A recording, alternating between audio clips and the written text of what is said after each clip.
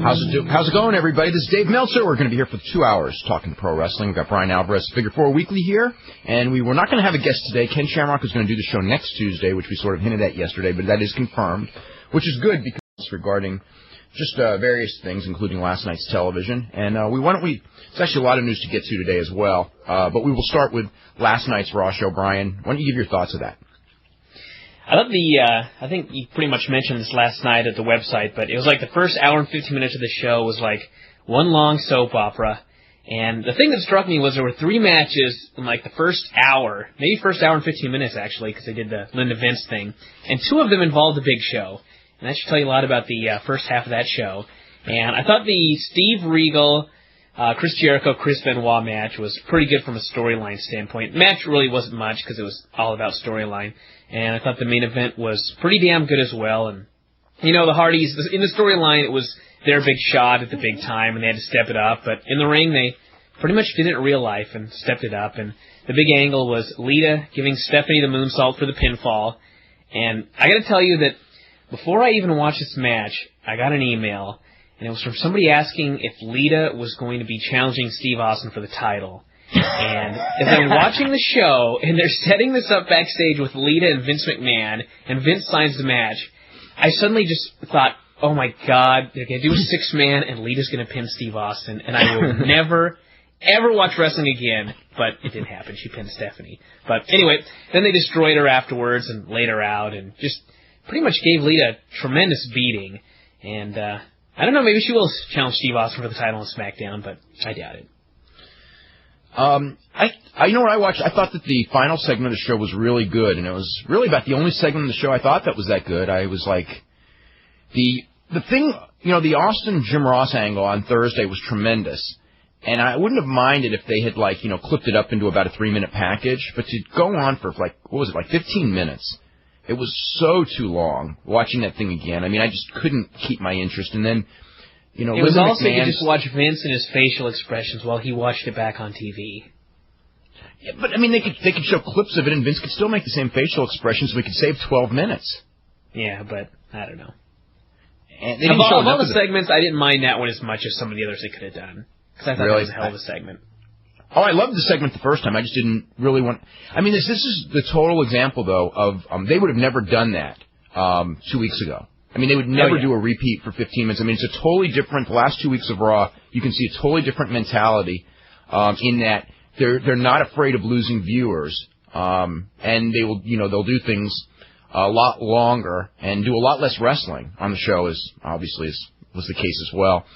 You know, the Linda segment, you know, there's something about. I guess I shouldn't try to bring any reality into it because there's no reality in this. But to me, okay, the character of Mr. McMahon, all right, and then forget about real life Vince and Linda McMahon. Has nothing to do with that. This is just character. Okay, the character of Mr. McMahon is someone. You know, it's like Linda McMahon is portrayed as this wonderful person. Okay, but you know what? If you're so wonderful, why would you be married to this guy except for the money? And then how wonderful can I find this woman and you know, all these great qualities if she's been married to this guy for 34 years? For 34 years, as they keep saying. You know, I mean, okay, up until the fallout of the Survivor Series, I mean, the TV announcer character of Vince McMahon really didn't have any repugnant qualities other than, you know, he's a TV announcer.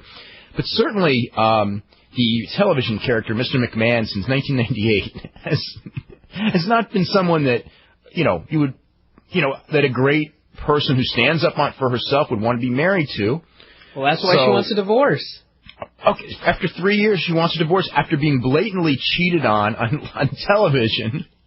Now she wants a divorce. After being made ill. After being drugged. You made me ill. And drugged up.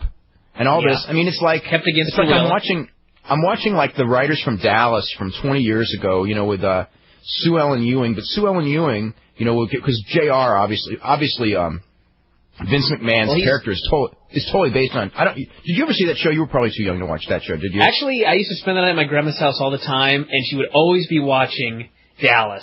So I didn't really watch much of the show, but I knew JR and all those guys. Okay, because, you know, the Vince McMahon character is totally based on J.R. Ewing. I mean, I see, you know, the similarities are incredible. Actually, I used to say that before he did his character, too, but that's another story. That used to be what we said in the 80s. But anyway, but Sue Ellen Ewing, for most of that period, who kind of played the similar role as Linda McMahon, was certainly, I mean, she was portrayed as a very weak woman, alcohol problem. Later in the show, I mean, they sort of baby-faced her a little bit. But that was, when they baby-faced her, she really did divorce him. Well, anyway, so if Linda's going to do a storyline divorce, okay, that's one thing. But, okay, how is Linda and Vince going to get back together at the end unless Vince turns babyface, or she is so weak that she falls for his swerve like Deborah did a couple of weeks ago? Yeah. I don't know. They're kind of digging a hole right now. It's like one of those things where, Vince has this thing in mind, well, now we'll do the divorce and we'll have to grovel for a while. But he's not actually thinking, okay, 3 months down the road, what's going to happen? Are we going to divorce? She gets half the money and goes to WCW? And what? Yeah. I think somebody had a really funny letter. In fact, I'm trying to. I should try to get it in just a second. But basically, the idea is they split the assets. Like Vince gets the XFL, WCW, and all of the and all the videotape library of the WPF. That's a fair split. But anyway, as far as the final segment of the show with the beating of Lita, when I watched it, it was like, I thought it was great heel heat, the way they did it, the way she laid on Matt to save Matt, and then they, instead of then they just beat the hell out of her, both Hunter and especially Steve Austin. I mean, so as a fan, I liked it, but then someone wrote me a letter and brought up the Tiffany Unick case, and all of a sudden I realized, they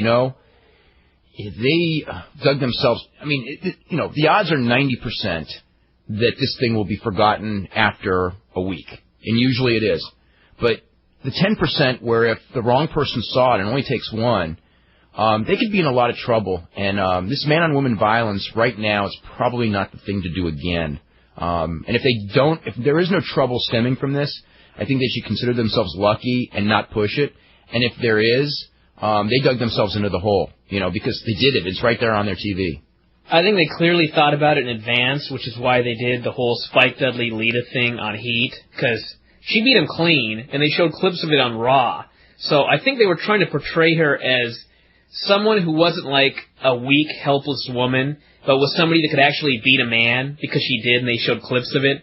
So therefore, when she got beaten up by guys at the end of the show, it was kind of like she was one of the WWF wrestlers getting beaten up, as opposed to if, they dragged Deborah out there, somebody that had never been portrayed as a fighter or anything like that, and she was the one that got beat up. So I think they thought about it, but still, it's the whole thing with like the Vince-Trish angle, where it doesn't matter if Vince got his in the end. It aired on TV, he got his at the end. Okay, how much revenge did Trish get on Vince anyway? I mean, that was a farce. But I mean, his whole claim was, it doesn't matter what we did on the show because, I got mine in the end. When in reality, they had it on TV and it aired and people used that and they used it against him. So, same thing with this. Yeah, but I mean, what you just said, that's not going to fly in the real world. No. If someone sees a clip of that and they go, well, she did beat a guy on Heat. I just see that as their mindset. I think that's why they did it. That might be their mindset, but that's not going to mean nothing in the real world. Yeah. Just like the whole Vince's argument about Trish meant nothing. They had the footage. It meant nothing, too. You're right. Let's see. What else? I guess that was the main stuff. I mean, really, no. I heard the best wrestling match at the show was Jerry Lynn and American Dragon in a dark match. Mm-hmm. Yep. So I thought the main event, though, the Hardys and I really liked Austin and Helmsley the way they sold for the Hardys. And, the Hardys worked their ass off. I mean, they really, they did a good job. They, the loss means nothing because it was the girls involved in the pin. And I don't think the idea of this was to elevate the Hardys, which is the same thing I was told before SmackDown with the Big Show thing. And when I watched it, it was like, how'd they get elevated? You know what I mean? It was elevated when he bench pressed them 16 feet in the air, all three of them at the same time. So again, I didn't see any elevation of new stars except for maybe Lita. But I don't know.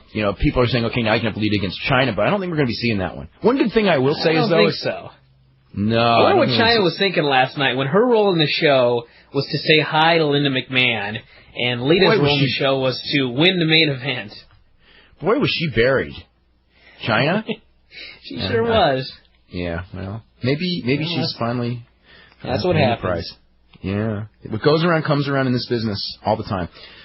Champion Carnival Tournament, the round robin ended today with Steve Williams beat Toshiaki Kawada with an armbar submission because they said that Kawada basically went in somewhat hurt from the match at the Osaka Dome last night.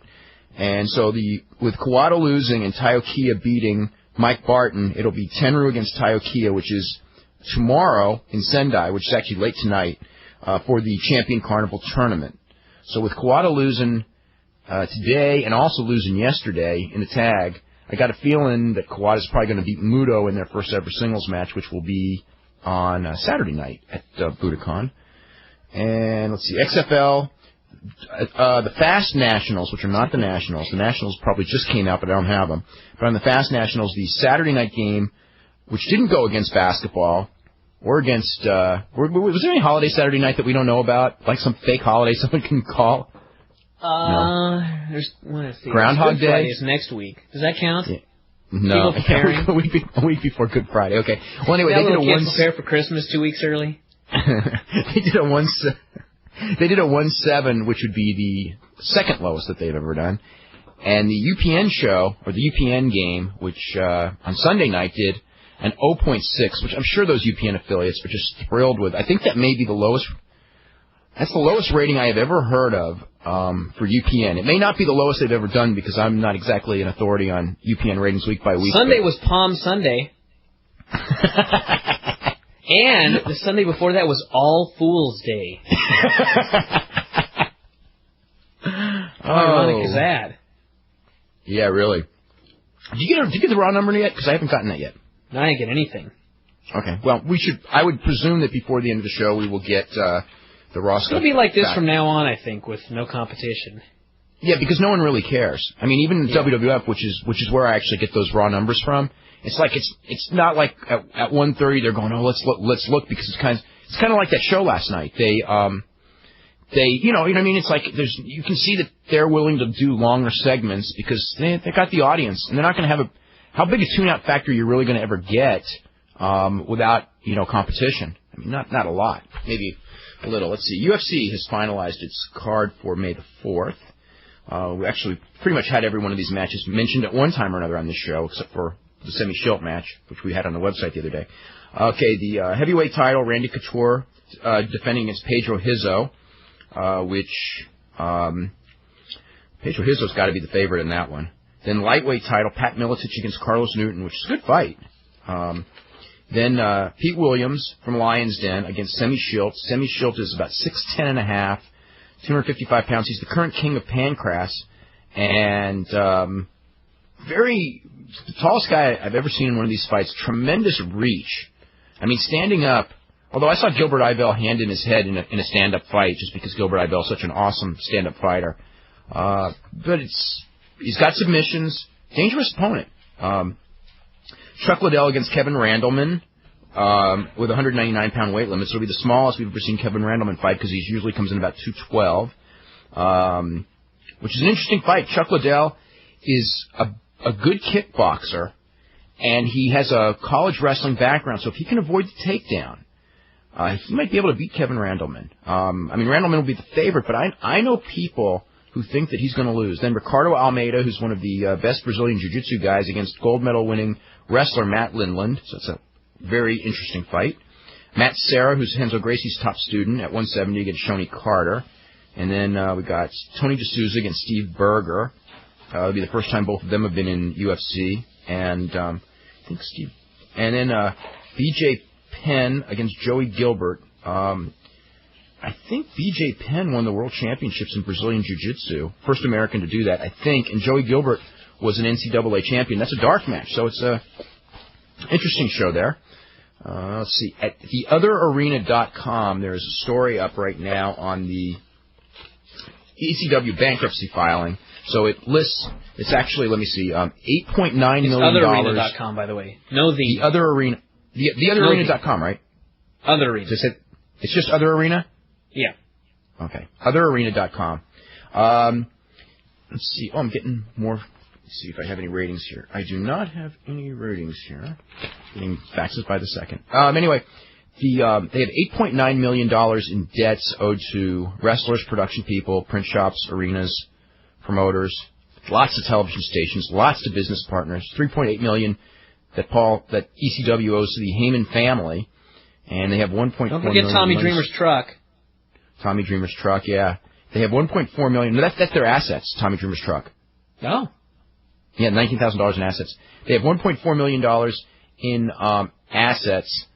$500,000 of that is their what's the word I'm looking for? Their claimed price of the value of their videotape library.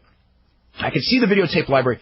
They owe the WWF. Didn't they say the library was $500,000? That's what they said. Yeah, that's what they listed the worth as. Now they owe the WWF $600,000. So that may be where they clear up their debt. Maybe with a fair WWF. trade right there. Well, I don't know if you consider it worth $600,000. I mean, Vince may not consider it that, but then again, that may be the only money he's going to get anyway. He may not have an option. Yeah, maybe he's making Paul work for like 5 years with no pay or something. Somehow, when it comes to these things, the WWF never, like, companies, when people go out of business, always get stiffed, right? Somehow the WWF always comes out okay in these business dealings. They have that legal team that's very, what's the word? Very good, I guess. Thorough, yeah. But they owed, let's see, $1 million to Acclaim. There were a lot of big, but anyway, all of that is up there at theotherarena.com. So, anyway, you can look that up. Let's see. We got on our poll today. What did you think of Monday Night Raw? A, excellent, B, good, C, average, D, bad, and E, awful. There's an interesting poll from yesterday. This is it possible to run a profitable national wrestling company against the WWF today? No, 27%. Yes, but only by copying WWF style, 3%. Now, what I find interesting about that is because I will guarantee you that 80% of the startups will do exactly that. Okay? and we've actually had, because they will. Okay, so anyway, yes, but only by coming up with your own style, 36%, 35%. And then yes. That's Vince Russo and WOW. Coming up with your own new style. That is Vince Russo and WOW, as a matter of fact. No, well, I you know what, though? WOW is Glow. That's 80s. That's nothing new. Yeah.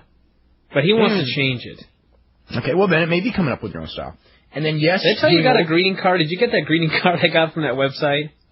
I got one, too, but I deleted it. I didn't have time. I just was too busy. Is there anything, like, in there that I should, like, know about? Absolutely not. Okay, well, mine just said, I will make WOW a success. Good for him.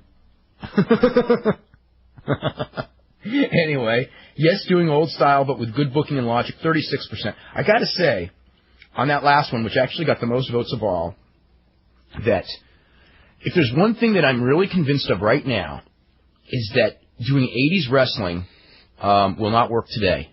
I've just seen just too many examples of guys that do good 80s wrestling and the public doesn't buy it. I think you need something completely different. And I wish that was wrong. What kind of 80s wrestling are you talking about? I'm just talking about Ohio Valley Wrestling at just the angles. The angles make sense. The workers are actually getting fairly decent.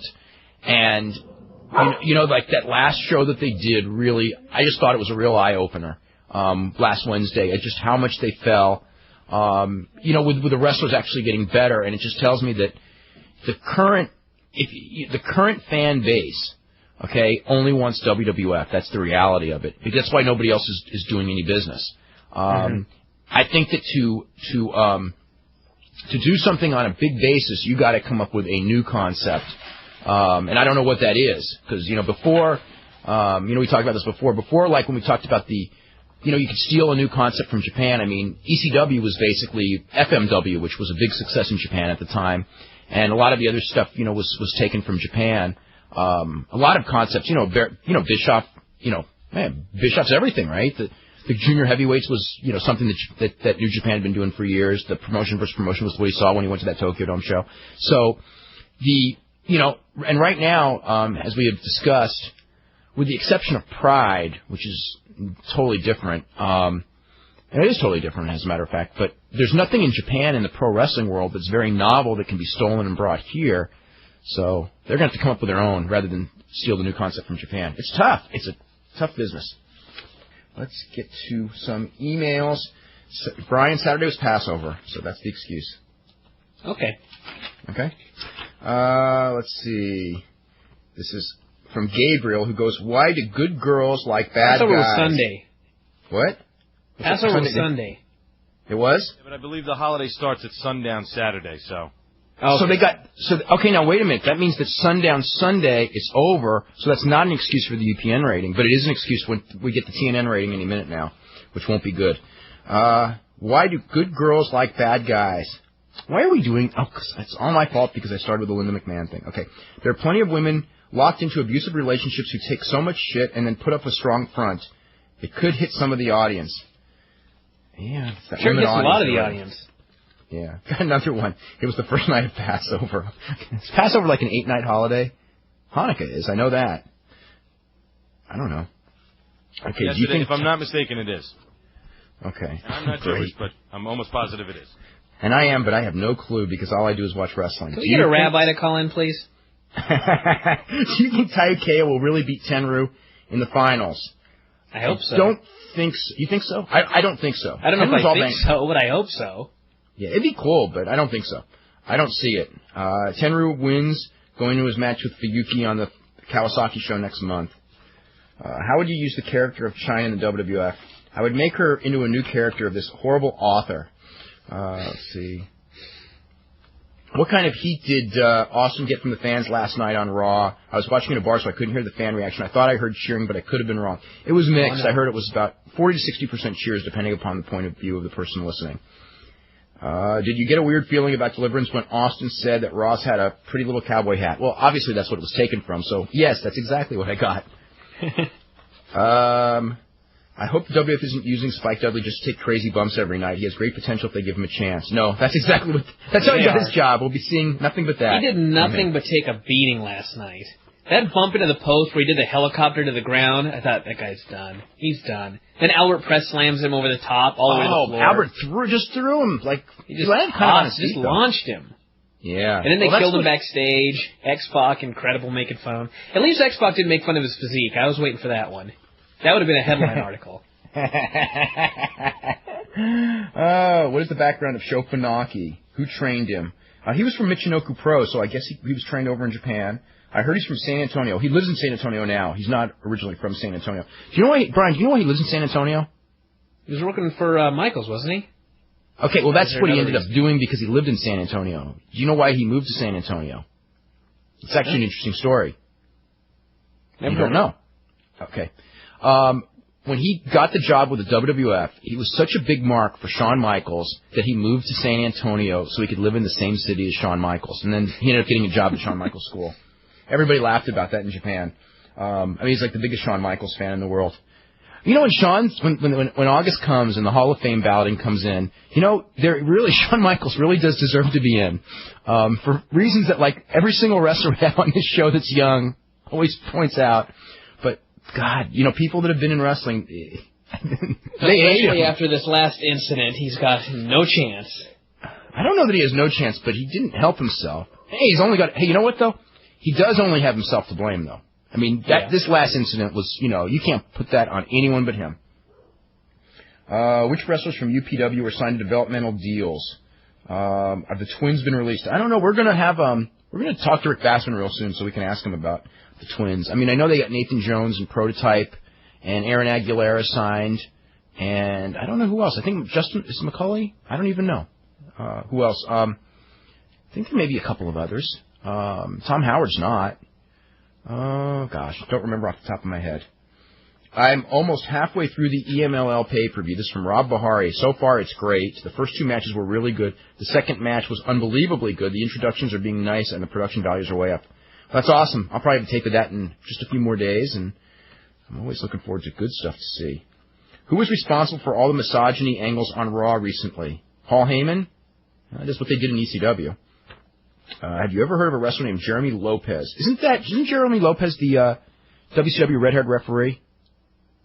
No, I've heard of Jeremy Lopez. Jeremy Lopez is a wrestler for Wildside, but I think it's the same guy as the referee that was WCW referee. I think. Huh. I don't remember Jeremy Lopez, referee. Why would they give Linda McMahon that horrible WrestleMania theme from 10 years ago? Are they trying to kill her heat? No. I mean, Linda McMahon and Jim Ross are the two... Yeah, Linda McMahon and Jim Ross are like the two top baby faces now that Rock's out of the picture and Austin turned, which is really weird watching a show like that. Is it me or is Vince in cruise control now that he doesn't have to compete against WCW? It's just you.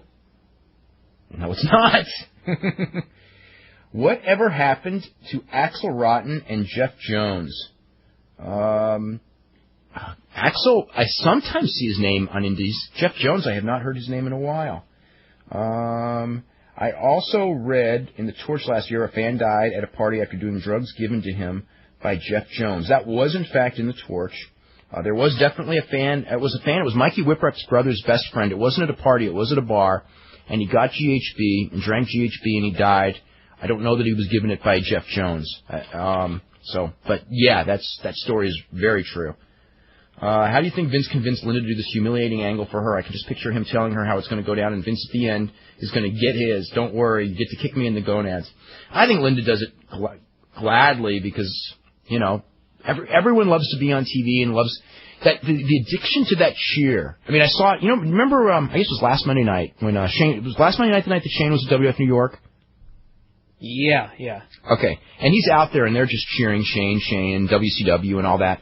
And there was something I saw in Shane, and it was like he was taking it, like, you know, especially for a guy who's on the manipulative side. I'm not saying it's like because he's because he's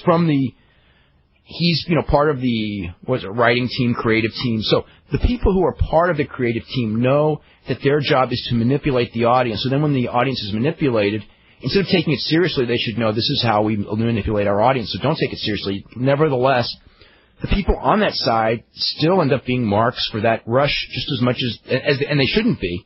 It's just so addictive. And I just saw that, how there's a certain reaction to him, and it was like, oh my God. It's like he's got the bug too. That's what the people have in wrestling is the bug. That's like kind of a word there. And that's why they can almost never leave because once you've been bitten by the bug, you never want to leave because you just love that adulation that, once you're not on television, you don't get anymore. That's why all these guys always come back. So, but anyway, as far as, Linda knows, I mean, she's admitted that her acting is not exactly the best, but she's the real wife and it fits in the storyline. She's going to do it. Let's see. Spike is going to be wheelchair bound if the WF keeps abusing him the way they are. If he keeps taking bumps like being thrown out of the ring by Albert, he won't last long. But he's like, you know what? The post one that really got me. Yeah. One thing about him is that you can see this in him, is that he gladly does this. I mean, he really loves it. And that's not a knock. I mean, he just does. He really loves it. And you can just see how happy he is to be in the WWF. I mean, he had that, he started wrestling out here. He had that. Let's see. It seems that having Austin beat up on Lita, the most popular woman in the company, is a desperate attempt to get Austin over as a heel. The match was basically made to get Austin over, did nothing for the Hardys. I just read about the match and don't know if they had any good spots for them, but I assume they didn't. No, they sold a lot for the Hardys early. They put the Hardys over strong. Yeah, I thought they were selling from like crazy until... I loved the work of Austin and Hunter last night, both of them. I was watching that going like, hey, you guys are doing you're doing the perfect job in this match, to sell for those guys. Do you think this turn? The thing with Austin is he did it the first week. First week he was Jim Ross, got to beat up Jim Ross. Second week it's Lita. So I'm sure they're doing everything they can to get him over as a heel. I mean, once he's over, they don't have to worry about doing stuff like that. But at the beginning, especially with Austin, that's stuff they have to do. Yeah, because everybody wants to cheer for him. They still do, and they They always will. It's just like with Flair. They're gonna have to beat it over people's heads because they just want it. Do you think the turn is not working as much as the WF hoped by having him do this? I think we'll find out when the attendance figures come in as far as the future. That's the real gauge. It's not. You know what? If 100% of the people cheered Steve Austin next week when he comes out in wherever city they are Monday, and they sell out and they do a big pay-per-view with Steve Austin against The Undertaker, then the turn worked anyway. That's the key. It's not like what percentage of the people cheer or boo. It's how many people will buy the next pay-per-view. Which, with that main event, I don't know how many that'll be. It'll still be good because it's WWF. It won't be half of the last one, but I don't think anyone expects to be half of the last one anyway. Do you know what the WF plans are for Tori? She was revealed, and then she vanished. She's doing the Tough Enough stuff. Isn't that what she's up to? So they're just taking her off TV, that's all. Let's see. If these last two Raws are a sign of what the WF is going to become with no competition, the fans are going to suffer more from the demise of WCW than most of them realized. Yes. I think we've been saying that for a while. We said that before this even happened, before they even went unopposed. Let's see. I've read a lot of negative remarks about the Lita angle. Well, that's a big thing. What are your thoughts on how women are used in the WWF? I like the angle with Lita and Steve Austin. I think it elevated Lita for a title match with Chyna. No, it didn't. Ethically, I don't like that Lita was portrayed so weak. It portrays women as weak and unable to defend themselves, which make no sense because Lita is actually the best female wrestler the WWF has. I don't think she was really portrayed as weak. No, she was protecting... I mean, they show the footage of her beating Spike. She won the match, and the reason she was beaten up was because she was overwhelmed by two guys with chairs. They could have overwhelmed anybody like that. She was protecting, and she was protecting Matt. She was saving Matt from the beating. Yeah. Yeah, it wasn't like, she was doing all these high-flying moves, and they just stood there and she fell off them. I mean, they jumped her and pummeled her with chairs. Yeah. Let's see. Considering the awesome talent roster WF has, there's no excuse for putting on the kind of garbage we saw last night. Think of the endless combinations of matches they could put on if given time and how awesome they could be. They could just throw Benoit and Triple H out there for 15 minutes and have them tear the house down. Well, they could. Maybe they're saving it for another time. Instead of putting on horrible segments like the Linda Vince segment, if used properly, this roster could put on great shows like 3 previous pay-per-views every single week. Unfortunately, that does not look like that is going to happen. This is way too reminiscent of WCW 1996 to 1998. It is weird. There are some weird stuff. Let's see. From Levi Tinney, who goes, is there any news on Rey Mysterio's chances for a slot in the new WCW? Nothing new. Nothing new. He has not heard anything. No final decision has been made. Do you ever think we'll see the return of Juventud Guerrera on the national level? Juventud Guerrera is, 26 years old? So I would say yes, we will. We will. He's too talented that... he's another one. If we don't, it's his fault. It's not the fault of the companies. Because if Juventud Guerrera plays his cards right for the next year, I can't imagine the WWF... Actually, I can. I take that back. I can't imagine somebody else that opens up a national promotion that he would be one of the first guys that they try to take. So... I would say he will get the chance, and hopefully he will not blow the chance. Actually, I was just thinking back to the previous letter. If you have, pay-per-views that are exactly like the Raws, or Raw shows that are exactly like the pay-per-views, where you're getting 15-minute matches on both, and great matches every night, or at least great matchups or whatever, there really isn't so much of an incentive to buy the pay-per-view as opposed to having, what we had on Monday night, or maybe a little bit better without all the storylines and everything like that, and less Vince and Linda, but, build stuff up on the TV shows, and it can be a little bit slower, and then you have to actually buy the pay-per-views to see the good, long matches, and I think that, really, that's probably better for business. I mean, you can't give it all away for free on TV. Why buy? Okay. Brian, now I got a question for you. Who the hell makes the decisions in Japanese wrestling? I mean, they give their pay-per-view matches on TV for free a week later. Yeah. Can you That's good. I think that's retarded. I don't get it. I was just watching the New Japan from the 31st, and then they showed, all the highlights of the Misawa and Akiyama match with Hashimoto and Nagata. And I'm going you're doing it again. It's like every pay-per-view. You know what, though? I can almost see that because pay-per-view is at the beginning over there. It's in its infancy. And I can imagine, at the very beginning, you do some great pay-per-view matches, and you give them away for free on TV, and you let people know that this is what they're going to get on pay-per-view. And then you slowly stop giving so much away, so by the time more people can get pay-per-view, they know what they can get, but they don't get it anymore. You know what I mean? Okay, I can see your logic there, except the only thing is that they already have a history of giving good matches on television, and all it does is, pay-per-view did not take off in Japan like it did here, because if you go back to when pay-per-view started in this country, which I guess would be mid-'80s, WWF pay-per-views, you had to pay for your house show matches, and TV was nothing but 2-minute or 3-minute squash matches, or longer squash matches, but you never got main events on free television. And so the idea of, if you were a longtime fan, the idea of seeing the big match, you would go to the arena and you'd spend your, it was only $5 then, but that's whatever it was, the price, but you had to pay to see the big match. That was always a part of American wrestling. In Japanese wrestling, the mentality has always been that you get the big match for free. And I think that, because of that, I think that they have to hold something back from TV to make people think that, pay-per-view is something that eventually you have to buy. Yeah. So.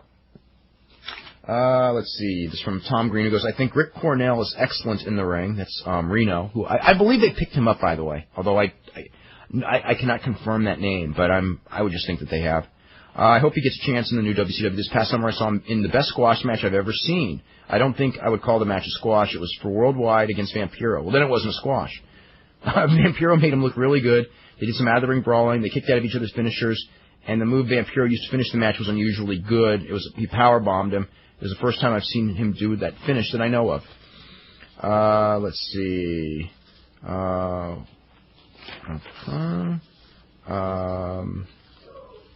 Let's see. Is the real Ultimate Warrior still alive, or is it his twin brother? Well, we have to answer that. He is still alive.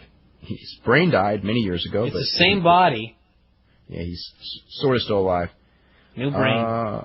When is that Mexican wrestling tape coming out that you mentioned you worked on several months ago? Mexican wrestling. He must be talking about the Wrestling Gold. Wrestling Gold's coming out real soon. I don't know exactly when, but very soon. Did Terry Funk's friend who refereed his retirement match, I think that's Dennis Stamp, in Beyond the Mat, really have an exterminator gimmick? No, Dennis Stamp never had an exterminator gimmick that I'm aware of.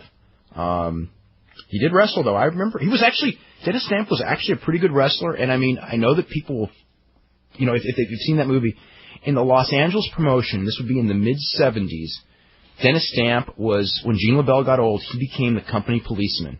And that's actually a foreign term to most people, but in the old days, a lot of the companies had a guy who was generally speaking like either an amateur wrestler or just a tough guy who would be the company policeman. People would come to the office, like, Marks or whatever, and go, I want to be a wrestler, and they would put him in the ring with the company policeman whose job was to basically break their ankle or break their face and just beat the hell out of them. And, so anyway, I don't know why I brought that up other than I thought that, most people who watched, Beyond the Mat probably did not picture that was Dennis Stamp's role when he was a wrestler, but that's in fact what it was. Let's see. If Mike Tyson accepts Tank Abbott's challenge, okay, forget it. Stop right there. Trash bin. Will Rock be back early if the movie shuts down due to the strike? Absolutely. Who trained Molly Holly? Do you know who trained Molly Holly? She's from Minneapolis. I'm not sure. I have no idea. A lot of it was I know she trained for a long time at the power plant, but I don't know if that's where she started. Maybe, I don't know. Yeah, I don't know. Let's see. This is about ECWA Saturday Night in Delaware, which actually I never got a report on. The crowd wasn't that hot, but the matches didn't suffer much. The highlight was American Dragon and Low Key against the Haas Brothers for the tag team titles. The Haas Brothers really showed their stuff, and they should get a spot on TV soon. They've really improved on the mic as well. American Dragon turned on Low Key with a Connecticut connection. Still, Low Key walked away winning the straps from the Haas Brothers, doing a 540 splash. 540 splash. Is that 3 revolutions? 540. How could you do wait. 540? Wouldn't 540 be a senton? No, senton would be 180. No, a double senton. Like a 450 into a senton? Yeah, which would be a 540. Yeah. Okay. Well, anyway, all 4 competitors deserve a television spot. I'm really impressed with the consistent improvement of Low Key each month. At 21 with 3 years in the business, he can really be great. Yeah, I have not seen Low Key wrestle, but I've heard a lot about him. Let's see. Okay, Wouldn't it be the Matt Rat spot, the 540? The 540 senton off of the launching pad, yeah. And this guy wasn't even going off a launch pad. Yeah. Let's see. Passover is a 10-day holiday. Oh, good, so they can use it for next weekend, too. For the playoffs. Awesome. Yeah, awesome. What are your thoughts on Tori Human's workers? Shima, Sua. Let's see. Shima's awesome. Sua's very good as well. Let's see. I was wondering what was up with the Dusty Rhodes Midnight Rider angle in the suspension in 1988. That's actually a really funny angle, and that they suspended Dusty Rhodes for, I don't know how long it was. Maybe, let's say 60 days, okay? The number could be wrong. And so they start this thing where the Midnight Rider came back, which of course was Dusty Rhodes under a mask, against Tully Blanchard. And they'd done this angle many times in the 80s. So people knew it. And the people revolted on it, and the houses were horrible. And 2 weeks later, I think they had Paul Bosch as figurehead commissioner. He just announced, one Saturday on television, I didn't even know this one was coming, but I knew that, the Midnight Rider Tully thing was dying. I mean, it was this feud that was just dying. And Paul Bosch is on TV Saturday morning and goes, we've lifted the suspension on Dusty Rhodes, and he just came back, and they never referred to him as a Midnight Rider again.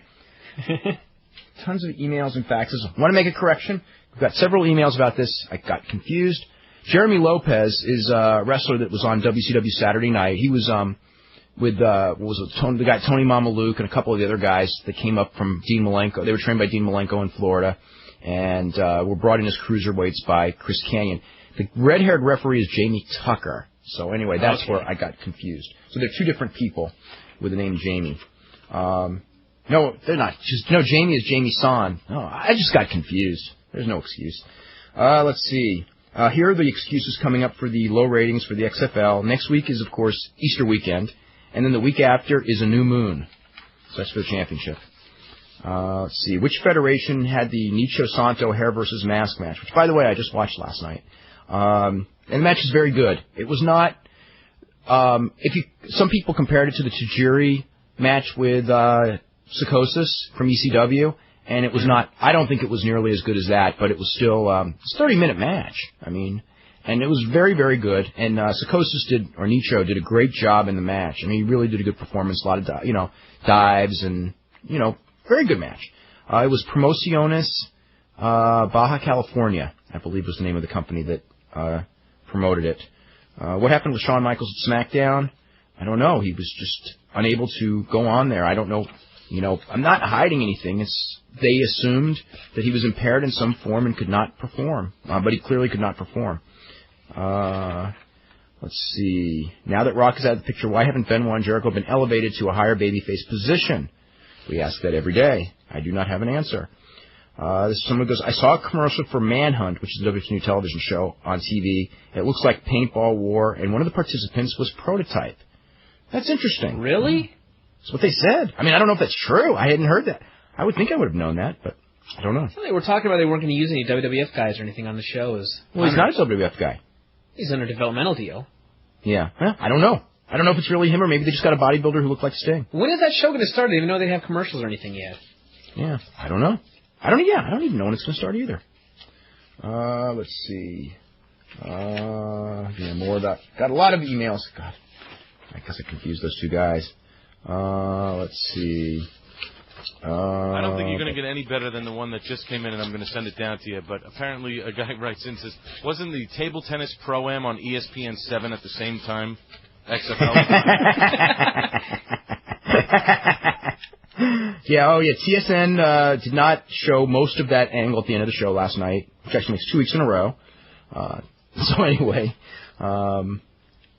let's see.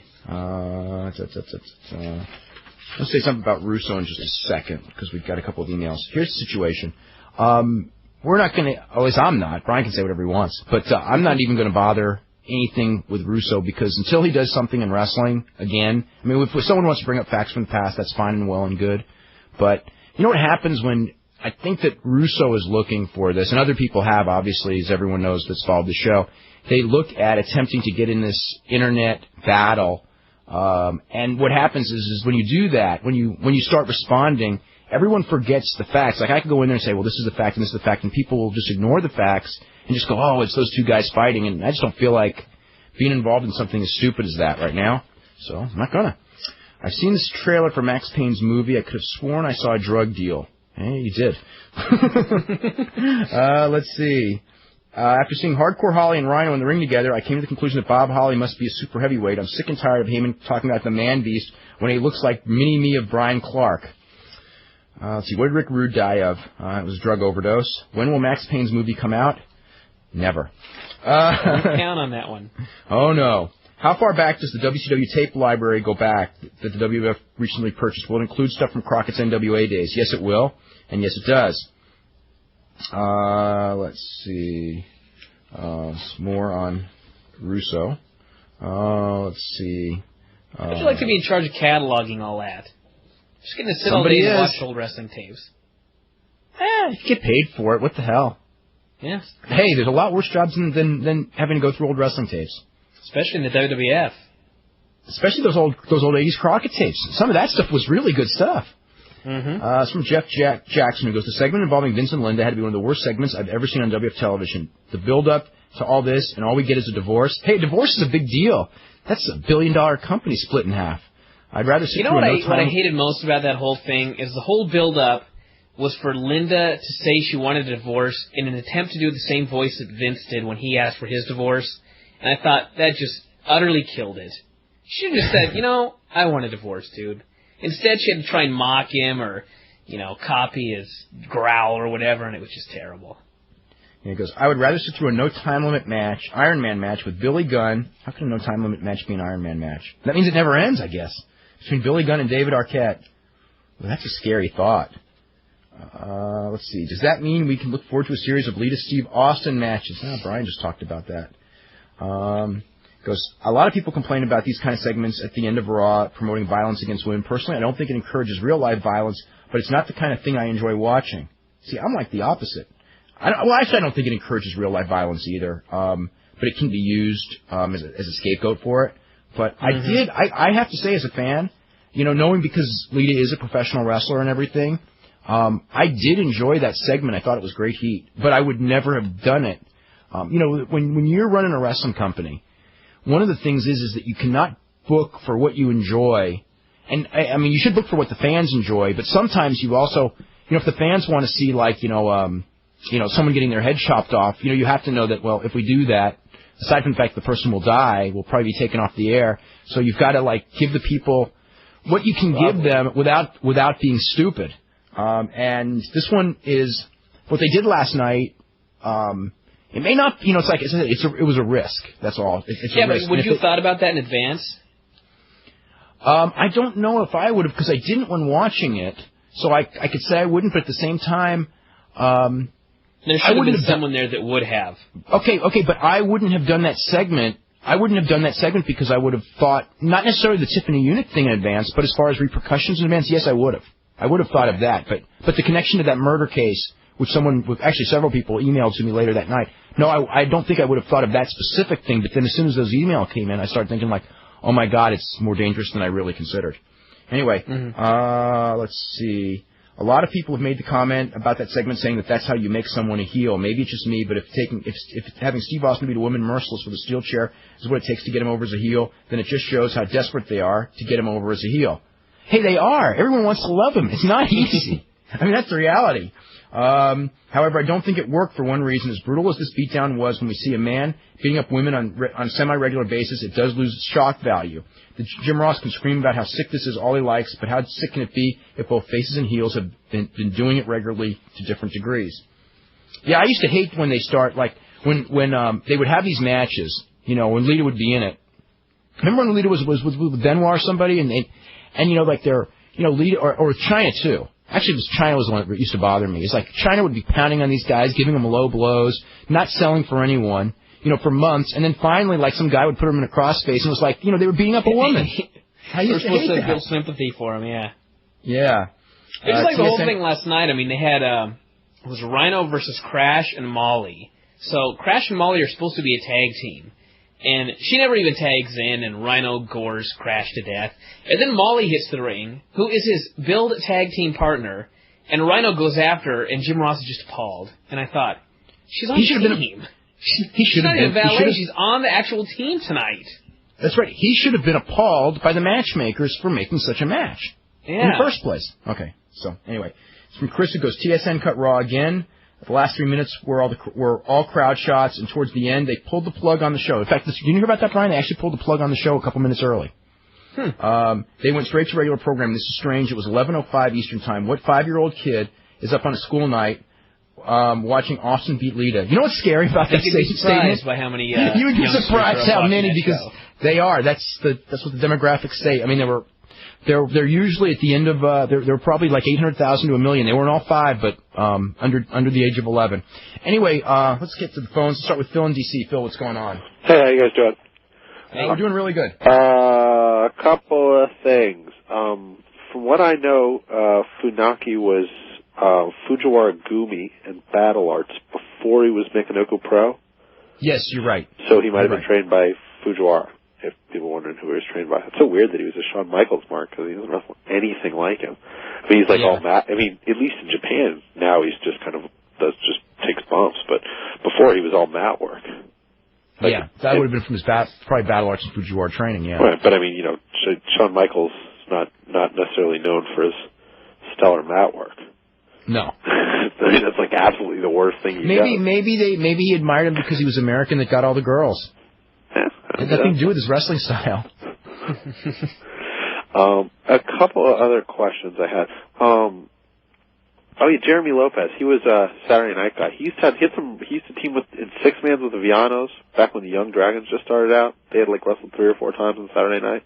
Oh, really? Yeah, he has some good matches. Pretty good wrestler. I mean, he's pretty buff. I saw him wrestle at the Pillman show last year. Yeah, he was a good wrestler. He's kind of bland, but solid. He seemed a lot more technically solid than a lot of those other guys they brought up. Yeah. So but really sort of very. It wasn't flashy like most of those guys. What was it?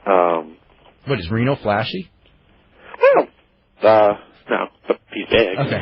He's one of the smaller guys. Bigger. Yeah. Reno was a power plant guy.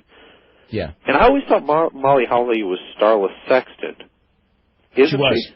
She was, yes. Right, so she was wrestling a long time before she was in WCW. No, that's not Sue. Okay, that's not Sue Sexton. Starla, she's only like 23 or 24 years old. Oh, really? Really young.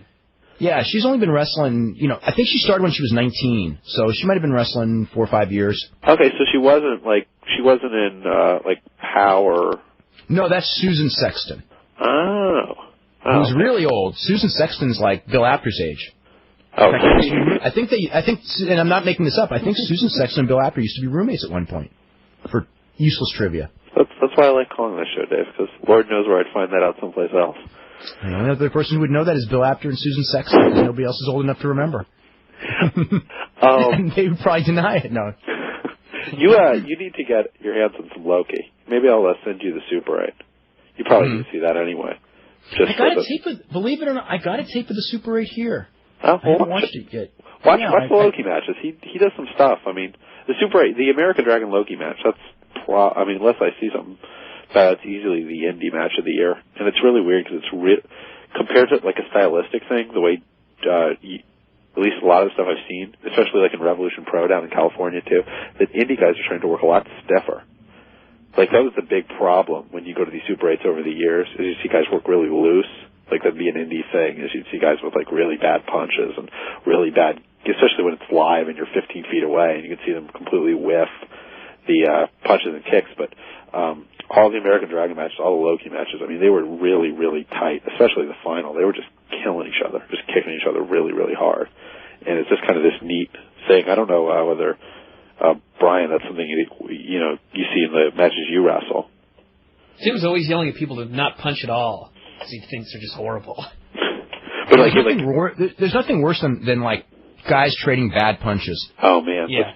Yeah, Joey Matthews, Christian York, I don't know if they've gotten any better, but they were back when I used to see them around, because I'm from Northeast, and they used to wrestle a lot of indies. Joey Matthews had the worst punches I've ever seen.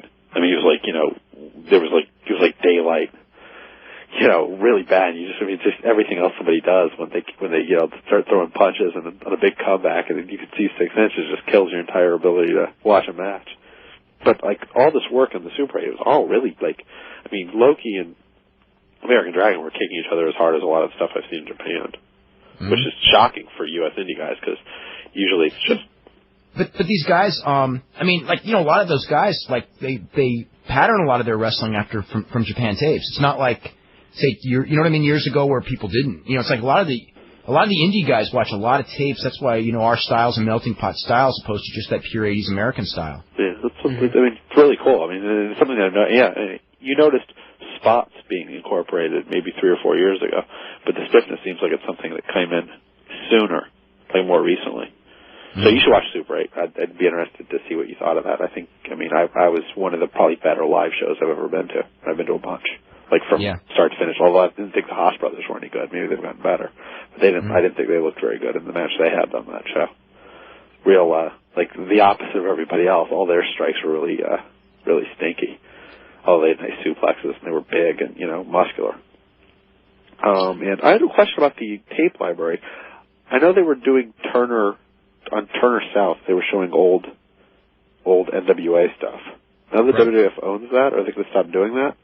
And I know that. Yes, they are going to stop doing that. And I thought they also just started showing those shows in Japan on Samurai TV. like maybe a week and a half ago. The WCW Classics? Yeah. Yeah. That show's been canceled, so I'm sure if they were getting it from, a feed. Yeah, that deal's out the window, and I don't think WF has any TV deals in Japan. I mean, they're on. Well, I shouldn't say that. They have the one where the Raw's on, and I mean, they do have that one TV deal, but they'd have to go through the WF TV deal. Now, there's something I just heard.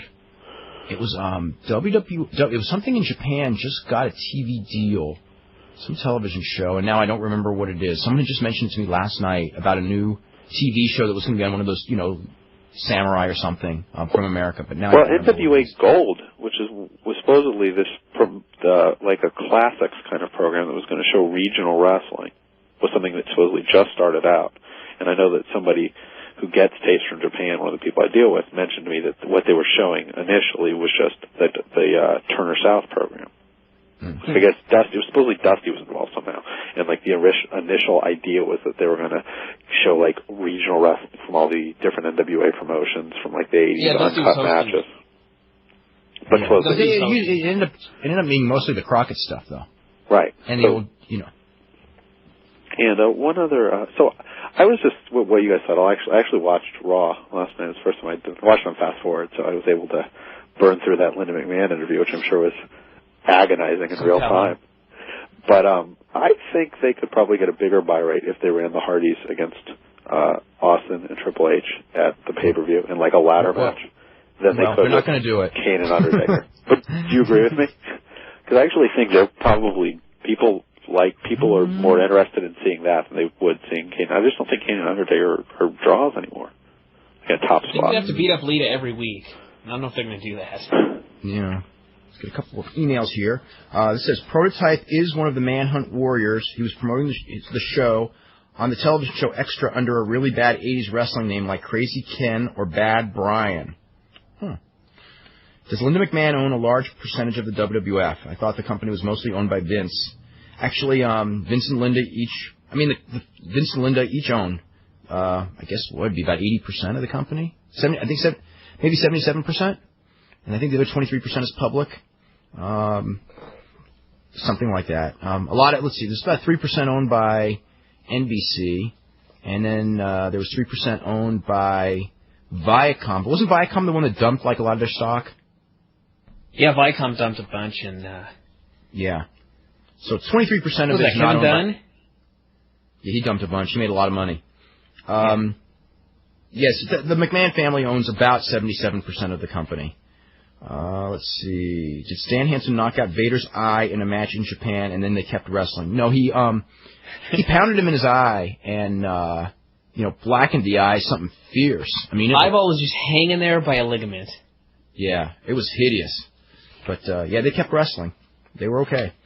Let's see. Will the WF be going ahead with Steve Austin versus Jim Ross and Triple H versus Lita double main event at Backlash? Maybe they could add Albert and Spike to make things even better. Let's see. Who are the front runners in starting up a new federation? I mean, no one. So the first guy to get TV. Are ratings out yet? I have not seen the ratings, no. Let's see. On Amazon.com, they say Wrestling Gold comes in on April the 24th. So that's the video that Jim Cornette and myself, or the DVD that Jim Cornette and myself did voiceovers on. Let's see. Taz said that Molly Holly was trained by Dean Malenko. So, it could be. He's probably right. Mm-hmm. Can you elaborate on what happened to the Ultimate Warrior? Brian, what happened to that guy? What's that supposed to mean? What happened to him? He left wrestling for a while. He started his Ultimate Academy, tried to sell various things, sold approximately none of them, and came back for a brief run, was horrible, and disappeared. He's living in Phoenix. History. He's living in Phoenix, and the last he was supposed to wrestle was on a tour of Australia, and he got the whole tour canceled because he forgot to get his passport in time for the tour. And that just tells you why he's not in WWF or WCW. Well, it's WWF. There is no WCW. I think there are other reasons, but that's one of them. No. But that's part of it's the big picture. You know what I mean? Okay. It's like that's not the reason, but it's the character reason. I mean, if you don't get your passport in time for your trip and they cancel the whole tour, someone who would do that is likely not to be responsible enough to keep a job in a real company either. Which, in fact, he didn't. I remember WWF had a primetime special on NBC with the Big Boss Man against Hogan and Savage. Do you remember how it did ratings-wise? God, I know. They did. Did they do like 2 primetime specials on NBC? Primetime as far as not Saturday Night Main Event. They had the primetime one. I remember. The one with like Hogan. Was Hogan and Andre the primetime one? Hogan and Andre was the first one. It did a 15.2 rating. I remember that one because it's the biggest rating that probably any wrestling show has ever done that I've ever heard of in this country. And I think that they did another one a year later. I don't remember. But yeah, it did, the second one didn't do as good as the first one, but I think in fact, the second one did not really do all that well. And the first one, the 15.2 was considered pretty darn good, but not, some people expected it actually to do better. And then it was, do you think a WrestleMania Survivor Series? Okay, let me ask you a question about the 80s. Okay. They have Hogan versus Andre getting a 15.2 rating. Yes. And that was the match where it was the Evil Twin, correct? Yes, that was the Evil Twin match, yeah. So lots of shenanigans, and a lot of Americans saw this match, and I don't know if that has, everything to do. I'm sure it doesn't, but, American wrestling was always considered this goofy thing with guys in their underwear, blah, blah, blah. And what would you think would have happened if it would have been like Flair Steamboat to a clean finish? They got a 15.2 rating. You think people would have generally a different impression of what pro wrestling is? That's an interesting question. Maybe wrestling fans would, but the general public, I would say, probably no. That 15.2 was not all wrestling fans. It had to have been a lot of it was just it was NBC prime time.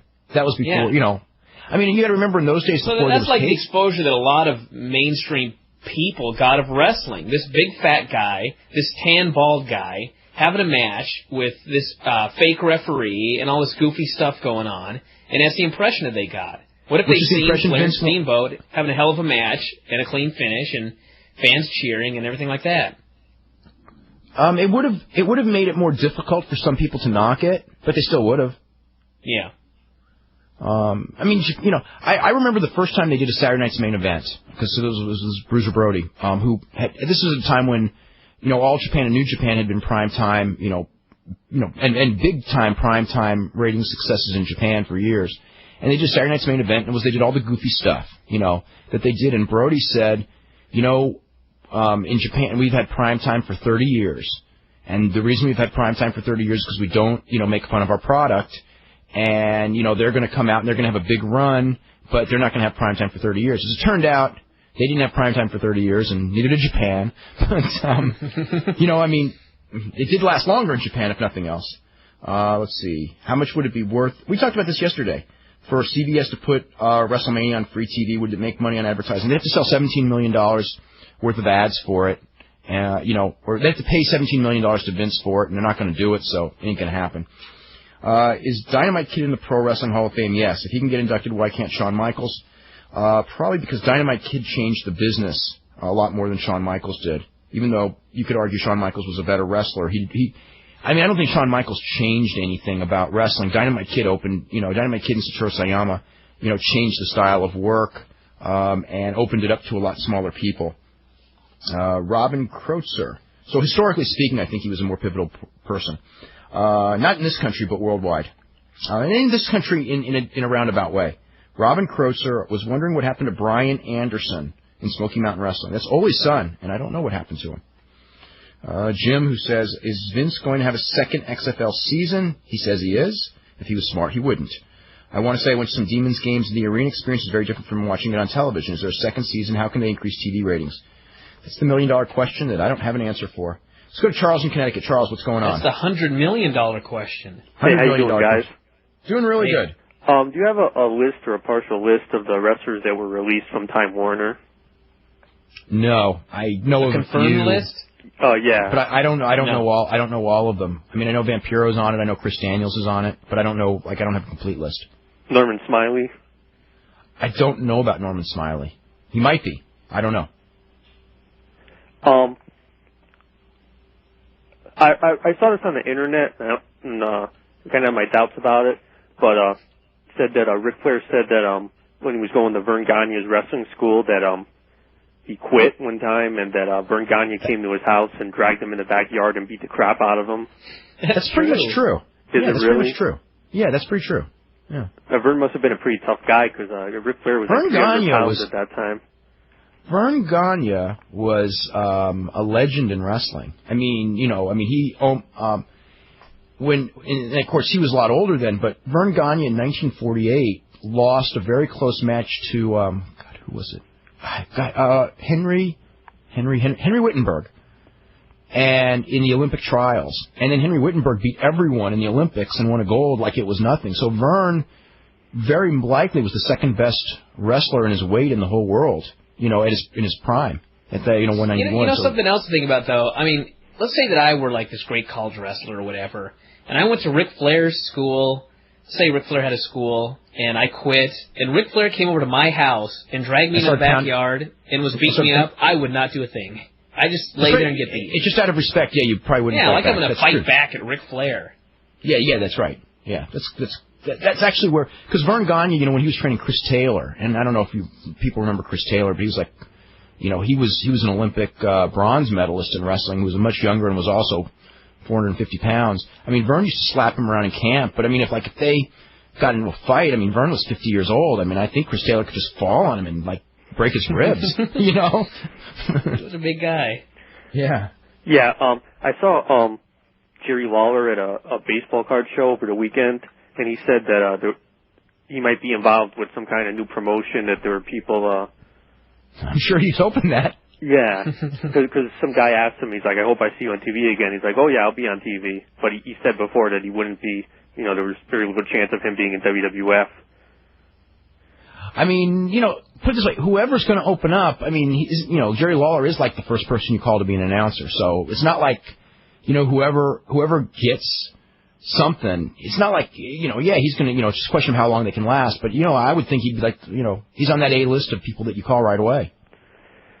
I mean, seeing as how they kind of gave Lawler his release kind of that same day that the sale went through and everything like that, do you think that if somebody started up, like if Bischoff suddenly got Fox and was announcing that he was going to start up, do you think Vince would call Lawler back pretty much immediately?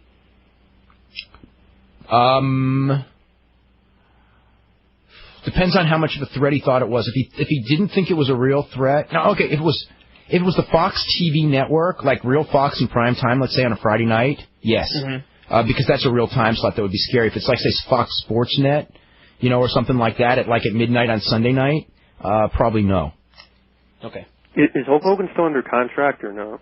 No, he's not under contract to anybody. Do you know if he's trying to start up a Fed now? You always hear talk of that. He's always trying, of course. He's anything to con people out of money. The thing is, like, I always keep his name alive. I keep hearing that people are going to start up federations and stuff, but I mean, everyone's going to try, and whoever gets TV will have a chance. I mean, the key's to TV. But I mean, wouldn't you need like Ted Turner money to be able to compete with WWF? To compete with WWF on WWF level, absolutely.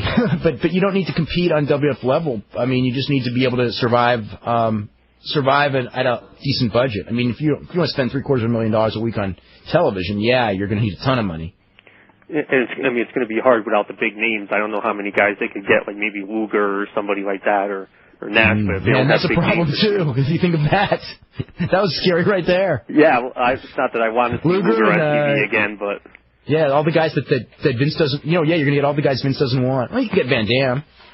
And then, could you imagine Luger and Van Damme talking over their match? You can't do that. You can't do that. You can't do that. It's like, what can you do? You can do a wrist lock. Or you can go on my shoulders for a torture rack. A headlock. Stand there while I clothesline you and miss you by a foot, but you got to go down. Wrist lock. That's right. He doesn't know that one either. Oh, thanks a lot, guys. Okay, very welcome. Let's go to Ed in Texas. Ed, what's up? Yeah, Dave, I wanted to know, what are the chances that the WWF, to keep some of the WCW wrestlers in shape, would send them on house shows and dark matches? They could if they want to. It doesn't seem like that's the idea right now, though. I mean, I thought... if they're not going to bring Rock in for a dark match for TV to try and get people there, I don't see him sending the young guys to, WWF tapings to give them some work. I don't understand why right now some of these guys, like O'Hare and them, aren't in Ohio Valley right now. Yeah. Why? They should send them there and get, why let them get rusty for 2 months before you put them on TV, especially because they all need more work anyway. Mm-hmm. So the fact that they're not doing that tells me Or maybe they're working on that right now. I mean, they haven't made too many solid decisions yet. Yeah, hopefully, maybe that's right. Maybe within 2 weeks they'll do that, and that'll be good, and they should. I hope they do, because the last thing they need to do is have like a bunch of guys look good, but be like Billy Gunn and be blowing up in a minute or two on the first show. Yeah, on the first TV. I know. By the way, you guys would all be shocked at the amount of positive Billy Gunn feedback that I got after answering an email and feedback about why was Billy Gunn horrible. It was just way too many. Bad timing. He's always blowing up. He doesn't seem to care. I try to explain. It's sort of like what Brian wrote, as I recall. He's good in tags, but he cannot carry a singles match by himself at all. Yeah, they tried. They tried. You know, when they split up those New Age Outlaws and gave Billy Gunn the King of the Ring, I mean, it was like he was supposed to be a main eventer, right up there with Austin. Didn't quite get there. Yeah. He just. I think he blew it with that Rock match, because that was one of Rock's worst matches that he had. Was the one with him where he had to kiss the girl's butt. Yeah. Okay. Mm-hmm. And stuff. And then also, I wanted to ask about. Have you guys had a chance to see that Beyond the Mat that I was talking about a couple weeks ago? I know Brian was joking about it earlier. You mean the DVD portion? No, not the DVD. The one I told you I had called about is just on videotape. It's a special. Oh, the new videotape version? No. Okay. I think you guys should really get this, because I think you guys would really love it, especially you, Brian, because you seem to enjoy that eye hanging out of the ligament. By the ligament. Oh, that's right. That's what you're talking about. Yeah, I mean, you would really love this tape. I think my friend bought it at like a Super Kmart. And like I say, you guys would really laugh. I don't want to say ass, but yeah, you guys would laugh your asses off of this tape. It's so funny. And also, we'll check that out.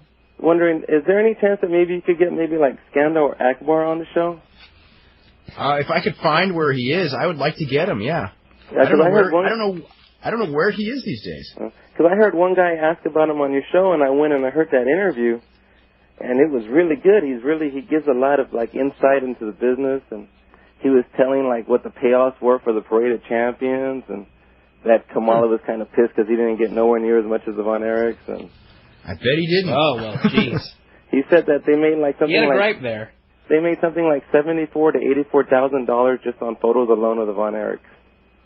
I was there that day, and that was an amazing. Believe me, that was an amazing day. Yeah. I'm here in San Antonio, and they showed it on what do you call it? They showed it in closed circuit.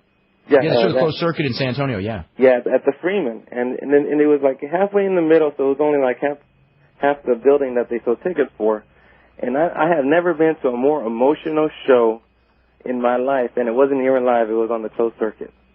Yeah, that was the moment. There was a moment. It was right after Kerry Von Erich won the title from Ric Flair, where Fritz and Doris, which was Kerry's mother, are walking down the aisle, and then Kerry is walking down the aisle, and they meet like 3/4 of the way down the aisle and hug.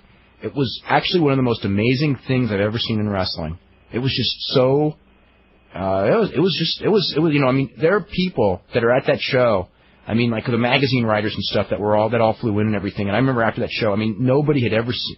It was not a great wrestling show by any means, and the matches were too short, and it was 105 degrees out, and all these reasons why it should have been terrible. But whatever it was, there was something that show had that I've never seen in American wrestling. I don't know. It was the right thing at the right result of the right match at the right time. You know, I mean, the pop when Kerry Von Erich beat Ric Flair was unbelievable. Oh yeah, I mean, even in the Freeman, I mean, I've been to so many WWF shows where it's been sold out, and I've never heard it get so loud and for an ending of a match. Yeah. Well, people have been waiting for it for years, and then you know you had the emotion of the brother dying and everything that played into it. Yeah. But you know, I'll tell you what, if they had promoted that show well, because they did 32,000 legit in that building. I think if they had any kind of an undercard and promoted it well on TV, because they really didn't, they could have drawn 50,000 people. I mean, it was one of those things. It was kind of like they had the angle, and they didn't really take full advantage of the angle that they had. But even by not promoting it well, it was such a strong angle that at that time in 1984, 32,000 people to a wrestling show was an incredible number. I have a few questions. Now that Linda wants a divorce, is there any chance of her using her power to give Shane the Raw time slot? No. It would be a good angle, but it ain't going to happen. What is the point of the WWF even having a light heavyweight title that never gets defended? Well, there certainly was no point last night. He didn't even bring the belt out. When did he win that title, by the way? Was it on Heat? It was on Heat, I don't know, a month ago maybe? It was before Mania. God, he came out with the belt last night, and I went, I didn't even know this guy had the title. Yeah. Somebody mentioned something I think it was last week. They go, why have Rhino squash your light heavyweight champion? And I thought to myself, it's Crash. He's not the light heavyweight champion. I thought it was still Dean Malenko. He beat Malenko. Well, it shows how well they publicize it. What do you think of Flash, Rob Conway, and the guys from Shawn Michaels School that are in Memphis? Also could get Flash on the show. We had Flash on the show once before. I think Flash is really good. Rob Conway, he's all right. He's all right. Spanky and American Dragon are very good in MCW. They're the two best. Have you ever seen a British wrestler called Johnny Saint? He wrestled in the 70s and 80s. His wrestling style made Dean Malenko's chain wrestling look dated. I have heard of Johnny Saint. I know Johnny Saint was like the lightweight champion in England. Yeah, I would say in the 70s. But I never saw him wrestle. I want to comment on the violence against women issue. How come when Linda kicked Vince, people were not up in arms about promoting domestic violence? Is it that we see it's okay for a woman to kick a guy in the most sensitive part of his body? Actually, believe it or not, there's a total double standard, and it is. I don't know. Because China was doing, no one ever complained about that, but it also, the announcers never portrayed it as anything wrong, but whenever the male wrestlers beat up on the female wrestlers, they do portray it as something wrong. So it's both WWF and real life. So anyway, let's see.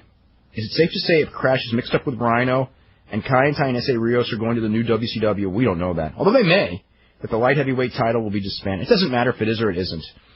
Okay, the second NBC Live primetime show was Hogan and Savage against Boss Man and Akeem. Yeah, that was when Hogan and Savage turned on each other. It set up the Savage-Hogan WrestleMania match. That's right. And I don't know the rating of it offhand, but I think it may have finished then. I think Savage walked out and Hogan was left with both of them and beat them both up and left them for dead. Okay. Well, there you go. Something like that. I don't remember offhand, but they did the big split because this was really good because the thing about that show that I remember the most, so this would have been in early 1989, was they did this angle where I think Savage did like a tope and hit Elizabeth. And I mean, she took a hell of a bump. She really did. So then they go backstage and Hogan is like hovering over Elizabeth and the camera goes on and Hogan goes, Tizime or something like that, which was the carnival for, give me a time cue, but they're already on the air. And Elizabeth's going like, are we on the air yet? And like, this is live and going through on NBC. And then they go right into character. And it was the funniest thing in the world. So anyway, but Hogan and Savage still did a great buy rate, so it didn't really matter, did it? Let's see. This is from Andy Patrizio. Goes, I cannot imagine, this is about McLean and Russo. I cannot imagine this partnership lasting long. Well, if they beat 7 weeks, then they beat the old record.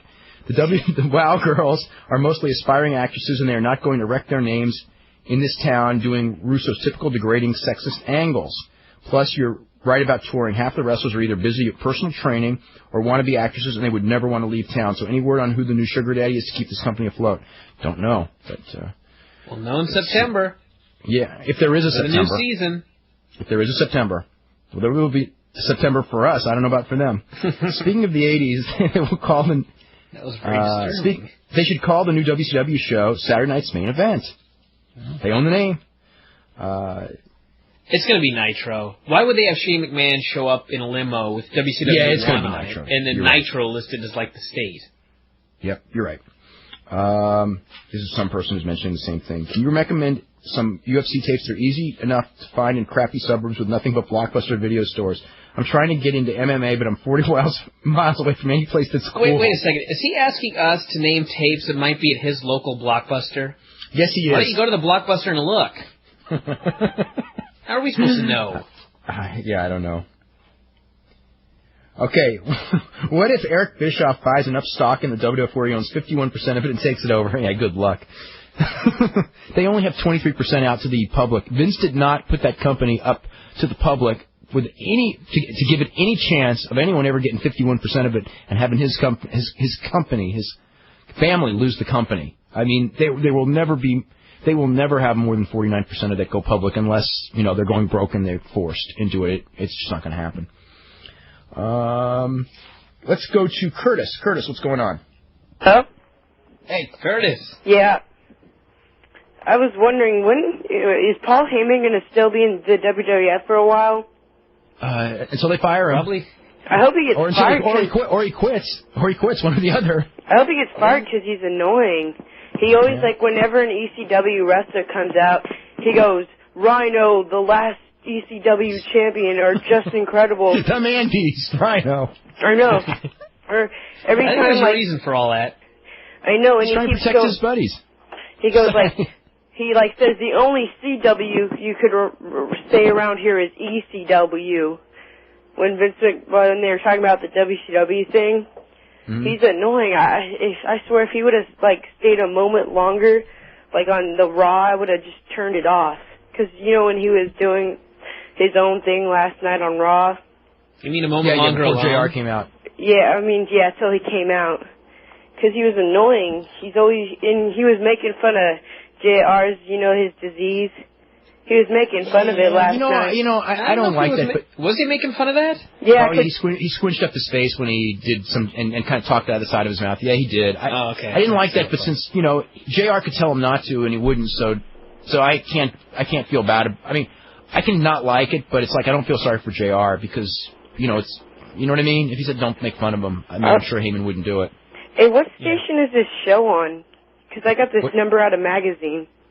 This show that you're listening to the right radio now? show? Yeah, what station is it on? It's not on a station. It's on IATA.com. Just go in. I can hear the background of your house, kid. Are you listening to it? No. I'm listening to a TV. Okay. Okay, so it's IATA.com.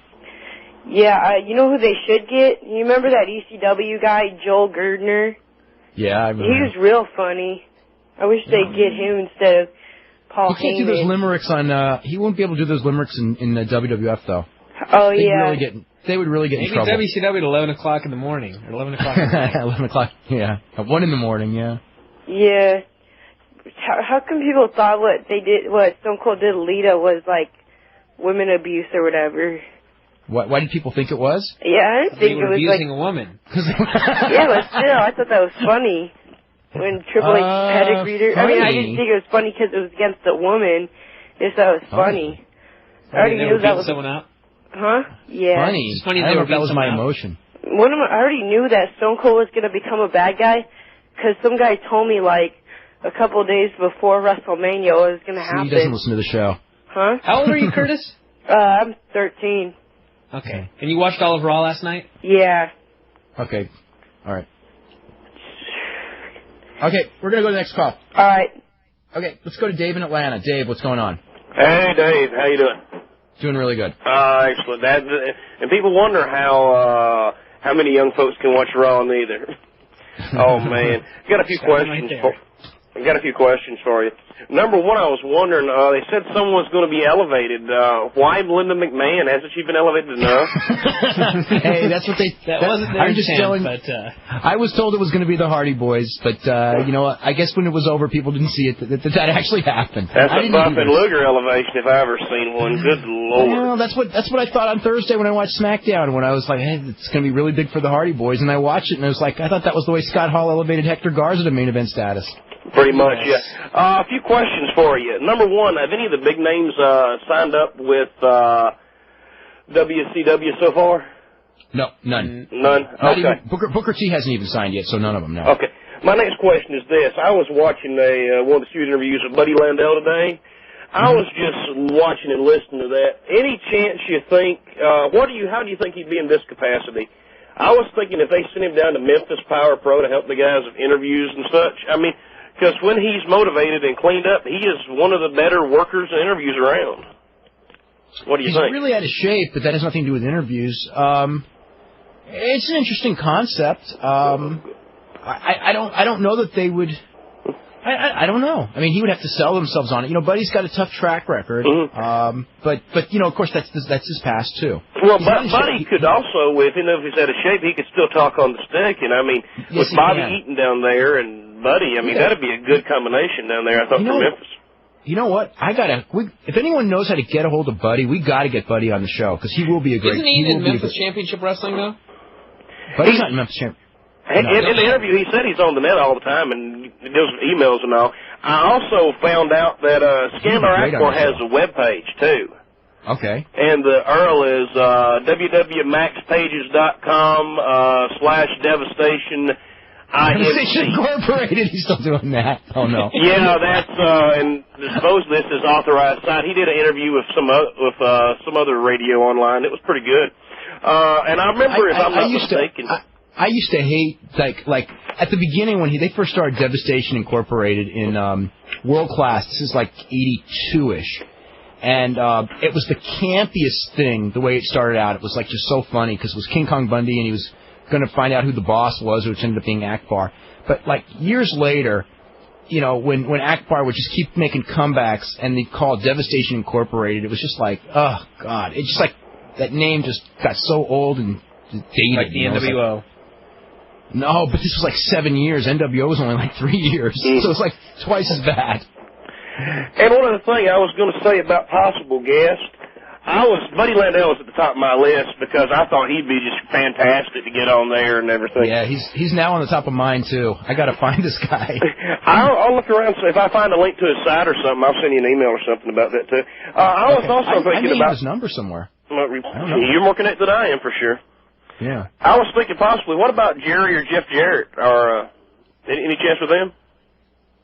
Jeff would have to be out of his contract. I would love to have Jeff Jarrett as a guest. He'd have to be out of his contract with WCW, so I think that's got about a year to go. Jerry obviously could do it. Jerry would be... I don't know that Jerry would do it, but... Really? I guess we could ask. I'll give Al the number and everything like that. But, you know, I mean, there's certainly... Jerry has no contractual prohibitions from doing this show. If he wants to do it, he can do it. And one other thing. Jerry Jarrett's a smart man. Yes, very much. I was thinking also, if you're guest, a lot of the ones you don't think would be great turn out to be fabulous and everything. I mean, on paper, you'd think, you know, they might not be the best. I mean, just talking to friends of mine, we think, you know, the Z-Man, how great is he? Hey, he's one of the better ones you've ever had. Mm-hmm. But what do you think about these guys? Now, I don't know how they be, but what about New Jack, Conga the Barbarian, and Paul New? I talked to Paul New a while back in Georgia. I haven't heard that name in years. I think New Jack would be a funny interview, but I don't know if... We were supposed to have him on once, and he no-showed. Maybe like that one Vampiro interview that we had. Remember that one? Yeah, it would be like that, a little insane. Yeah, that would be not like Vampiro. It would be like what's his name? Shaggy. Oh, that's Violent right. J. No, it was Violent J. It was Violent J. Sorry. Insane. Yeah. Yeah. Well, you think there might be I mean, you know, I won't know about Conga the Barbarian, but he's been around for like 24 years or something. I mean, you know. I have no idea. I've spoken very few words to him. No one has. That's what I'd like to hear what he's got to say. Along with Paul New. I mean, he was pretty good when I sit down after an indie show about 7-8 years ago. And it was an interesting take. And, I mean, you know, I wouldn't have thought Max Payne would be as great as he was. But he was fantastic. And I just love the show. Yeah, I really liked Max Payne a lot. That was a very fun show. Yeah. So. Well, thanks a lot. I'm going to let y'all go. I appreciate y'all helping me out and answering all my questions. Do you think when Spider-Man, the movie, comes out that Vince will take back Savage? Even if it's just for the press and nothing else. As far as it comes to Savage, if Savage is willing to come in at a very low price, Vince will take him. For a high price, no way. Have you heard of the TV show Wrestling with the Past in Canada? Yeah, I've heard of it. It's been airing on Saturday nights. It's part of an old documentary. I have not seen the tapes of it, though. But it's like they interview a lot of the old wrestlers, Pampero Firpo, Kowalski, Mad Dog, Carpentier, Don Leo Jonathan, those type of guys, talking about the old days of wrestling. Let's see. WWF had 3 primetime shows. Hogan and Andre with a double Hebner's angle. The Mega Powers explode with Akeem and the Boss Man against Hogan and Savage, where Hogan, it was revealed, was lusting after Elizabeth, which, by the way, that one did an 11.6 rating. The first one did a 15.2. And the third one was the Hogan versus Savage match with Buster Douglas as referee. It was supposed to be Tyson as referee, but he got knocked out in Japan like a week before, so they got Buster Douglas in as ref. And then Buster got knocked out Savage for the finish, or after the finish, I think it was. But it was that one did a 12.8 rating. So those were the 3 shows. Let's see. Do you know if WF has picked up David Flair as one of the 24 guys? He's not one of the 24 guys, but they have. This is not like an official contract being sent, but there has been word given that they will sign David if he wants to, which he will. to a developmental deal, but not to a major deal. So he'll probably end up at OVW, which is probably where he should end up. Linda McMahon having power back in the WWF doesn't make sense right now if she can't bring back The Rock from being suspended like fans would expect her to. Fans will be looking at bringing The Rock back as her first decision she should make to get at Vince right off the bat. That's why they should have said he was injured. Yeah. Oh, well. Seriously. Yeah, you're right. Who and where is Hakushi? Well, who is Kensuke Shinzaki is his name, and where is... he wrestled at the Osaka Dome show yesterday, but he's in Japan, and he works for Michinoku Pro, and he also works for a lot of the other groups as well. In that special, Macho Man walks out in the main event, and Hogan still kills Akeem and Boss Man, like you said, but they go to a locker room shot, and Hogan is telling Liz to do something about Savage, and then Savage attacks Hogan from behind, leaving Hogan laying. Okay. Didn't he break the belt, too? Or was that another show? What? When he broke the belt? I don't think it was that one. Okay. If Conan won't be allowed to work for XPW due to his contract, why were Chris Candido, Shane Helms, and Shannon Moore allowed to work indies? Every decision's different. There's no consistency to that. And Rey Mysterio Jr. allowed to work Mexico. He may have had that. Rey may have that in his contract. Doesn't Turner own the name Nitro because their Saturday night movie is called Saturday Nitro? Yeah, but I'm sure that one of the things they bought was the right to use the name Nitro, being that it was on Shane McMahon's license plate. Let's see. Will Nitro air in Canada on TNN because we don't get Raw on TNN? I think that's up in the air. I don't know the answer to that. That's a good question. Let's go to Charles in California. Charles, what's up? Hey, Dave. Hey, Brian. How you guys doing today? Hey, very good. Good. I just wanted to compliment you guys on doing a real good job. You guys are doing an excellent job on keeping the show going and keeping it interesting and entertaining despite the lack of wrestling news that seems to exist. Brian, by the way, I agree with you. I think if the public would have saw something that the likes of Flair Steamboat on that 15 rating, it would make a difference on public perception. Because I know it always did for me. I always looked at the WWF when I was younger as being more cartoonish and the NWA as being more serious. Quick questions. Actually, I have 3 questions, Dave. The first one is for you. I was watching a Freebirds compilation tape, and the beginning of the tape was extremely old. I can't date it exactly. It may be somewhere between 78 and 80, but I think it's the first time Michael Hayes breaks up from the team. And in the promo he cuts, he attributes it to Ole Anderson, and I was wondering if you knew the story on what happened with that. Is this like a shoot interview? No, it's not a shoot interview at all. It's okay. This is TV promo, TV storyline. TV storyline. I remember when maybe Ole Anderson started teaming with Terry Gordy. I mean, I remember the Freebirds splitting in Atlanta. God, probably like 1980. I'm guessing. This tape is probably that old. And they did the feud in Atlanta, and then they got back together in Alabama like a year later. But I don't remember what the storyline was other than Hayes and Gordy turned on each other, and I don't even remember where Buddy fit in. If Buddy was even around. I just remember a Michael Hayes Terry Gordy feud for a while in Atlanta because they had that stupid baby bonnet match. Yeah. It's the weirdest thing. I'm trying to, because I didn't know the storyline. I'm trying to find somebody who does know exactly what happened. You know what? Terry Gordy ended up teaming with Jimmy Snuka against Michael Hayes and Otis Sistrunk and Michael Hayes and Kevin Von Erich. Yeah. Now that's so it was something with Snuka somehow. Yeah.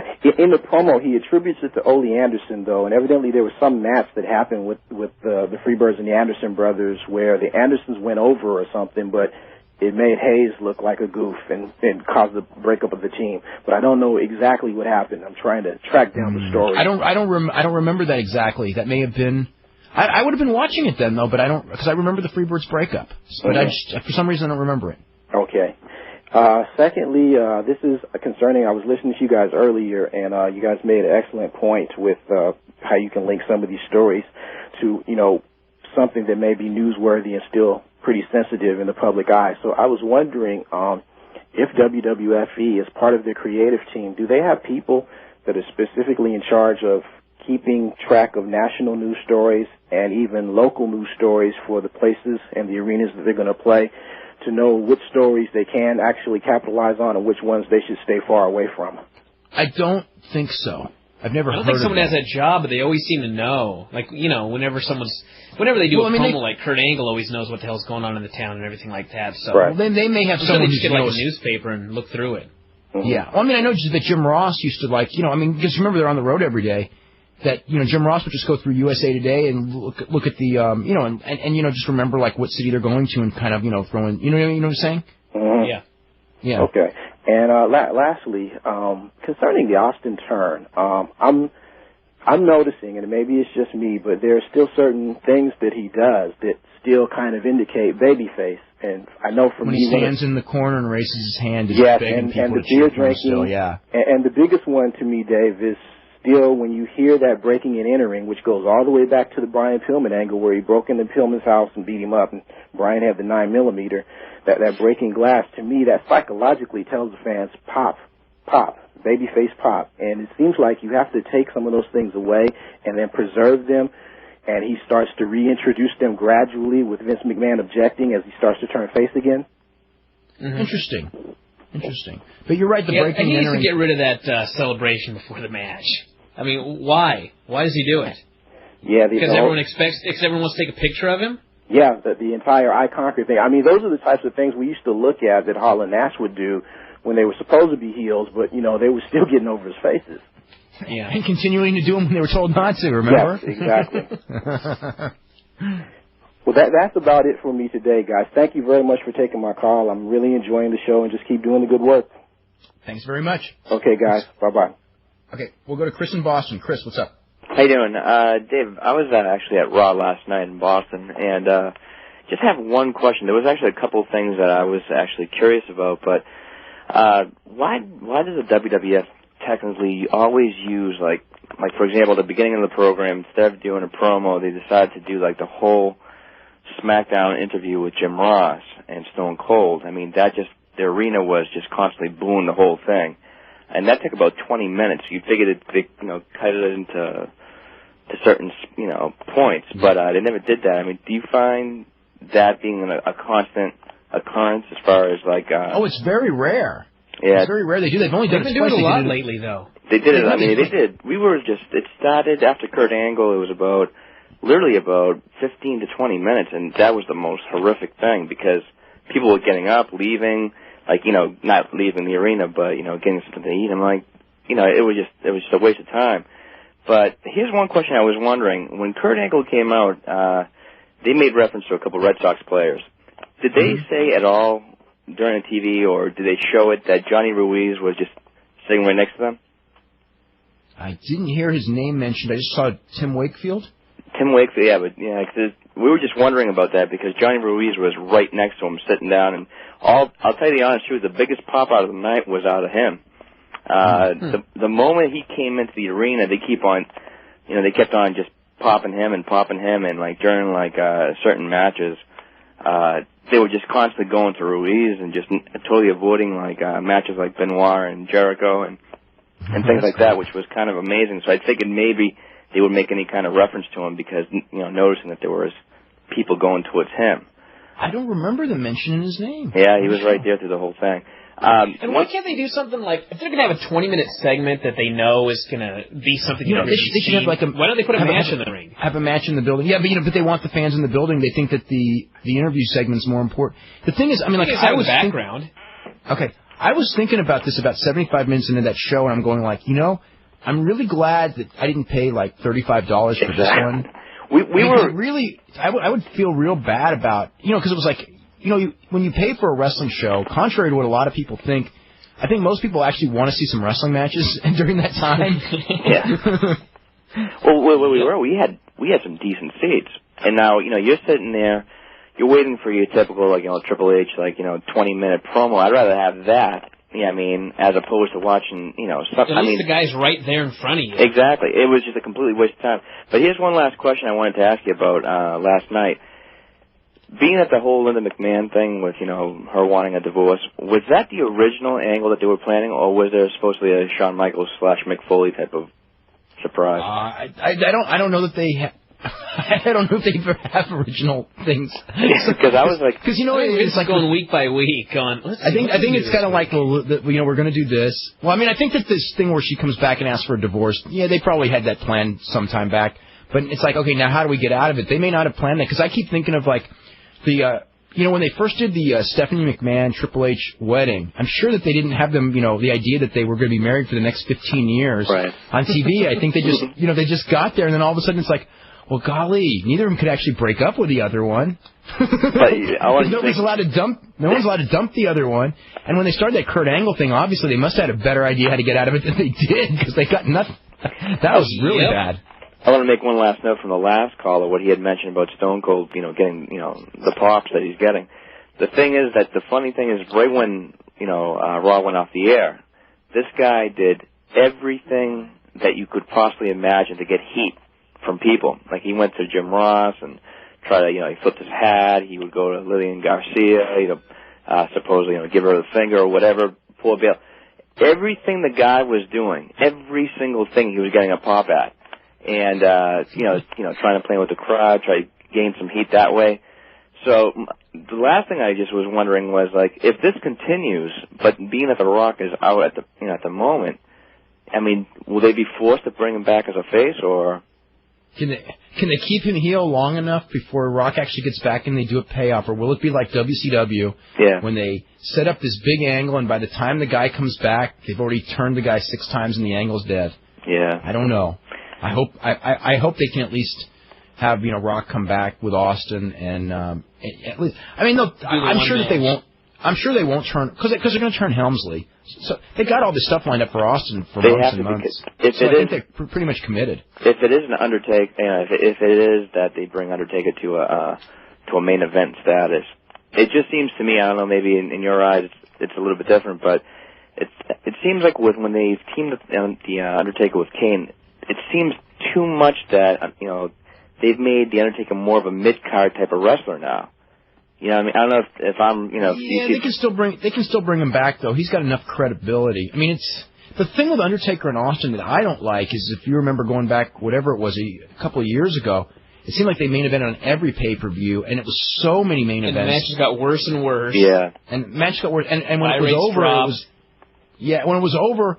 It was one of those things where, like how some feuds like Flair and Steamboat, whenever they would come back to it, you kind of get excited. This is one where it's like, I never want to see him again. I don't care how well they mix it up or shoot a new angle. It's like, I've seen every Austin Undertaker match that I ever want to see for an entire lifetime.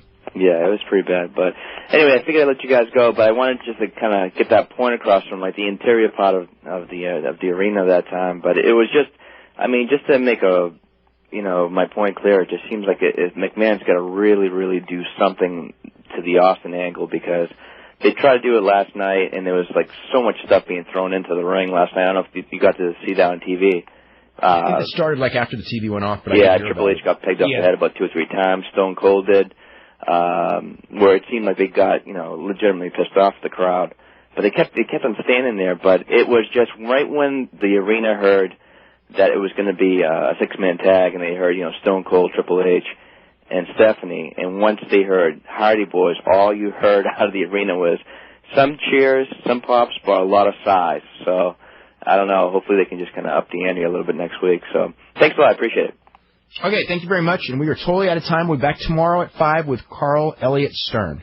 Yada now.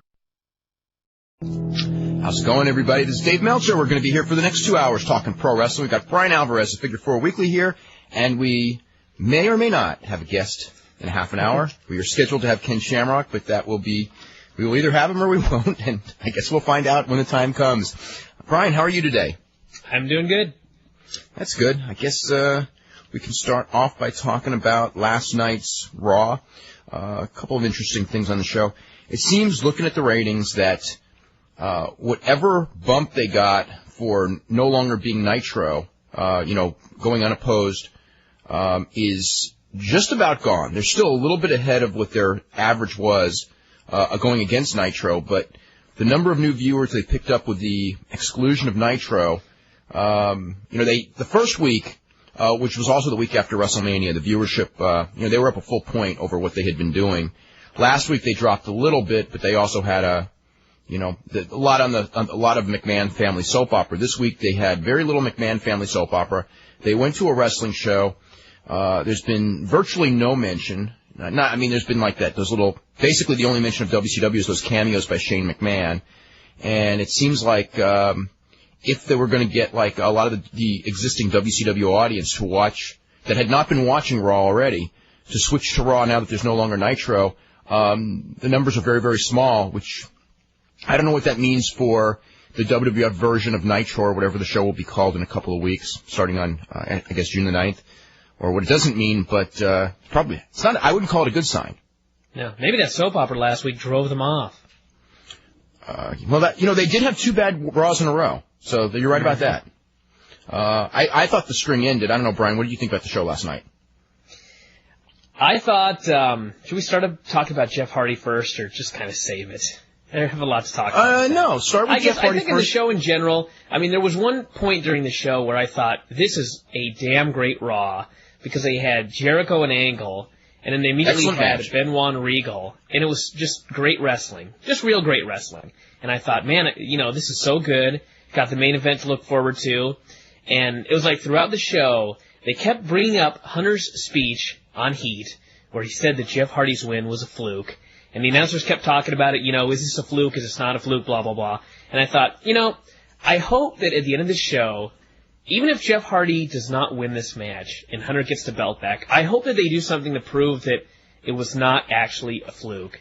And when the show ended, they not only did nothing to prove that it was not a fluke, but they totally buried the Hardys and set up the main event for the next show, the Hunter and Austin versus Kane and Undertaker match. And I thought they just, I don't want to say that they killed the kid, but man, that match, it was just Hunter just destroying him, gave him a little comeback there at the end, beat him clean with the pedigree, which they missed, which was straight out of WCW, and just built up for the pay-per-view and left these guys laying with chair shots. And I just thought it was such a horrible finish for the show as far as booking, and I don't know. And another match that I just don't want to see for the pay-per-view.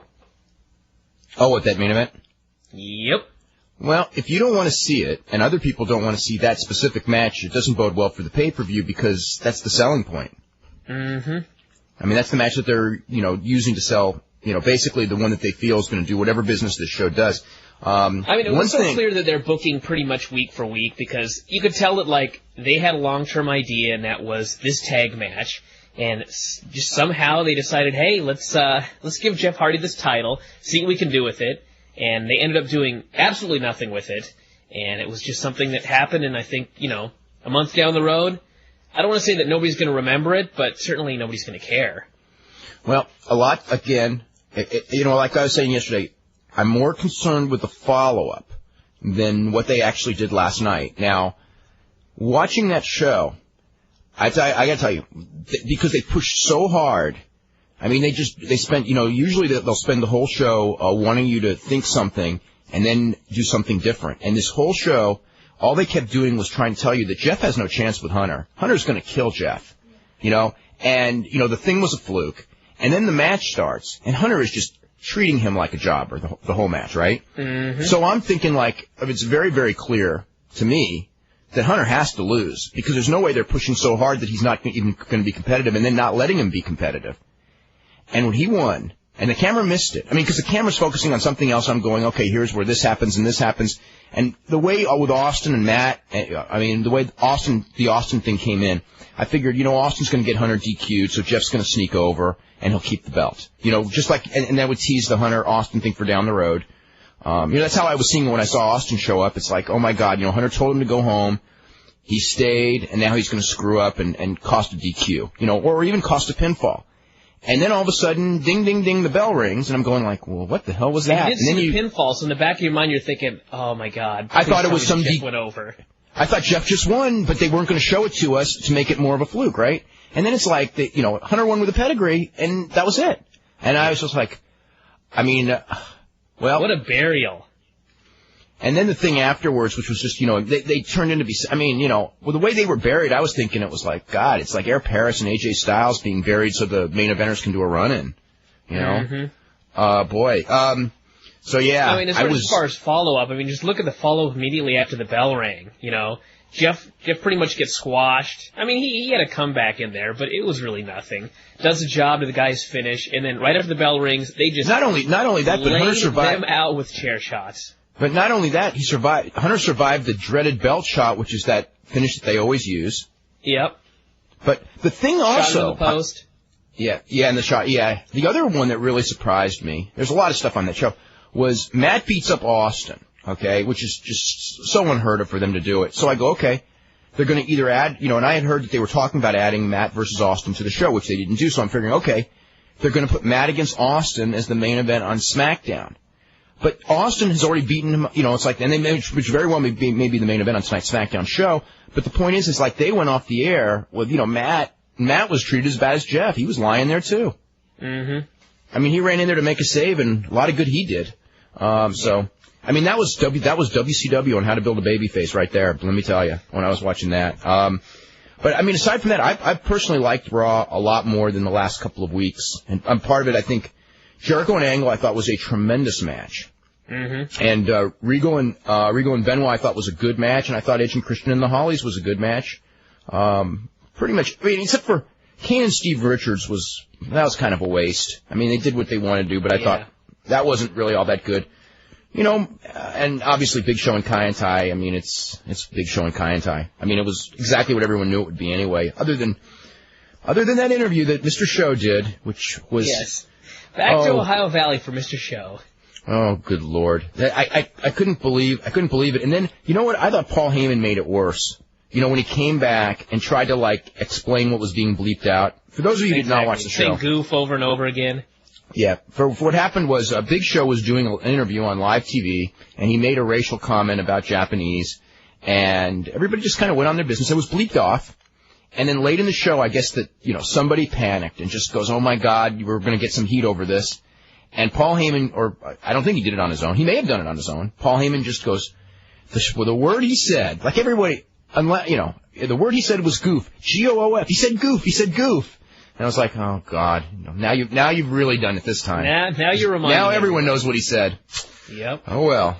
And, I mean, obviously it was, I actually rewound it and watched it again, and I thought the most amazing thing of all is Shane McMahon just looking this guy dead in the face.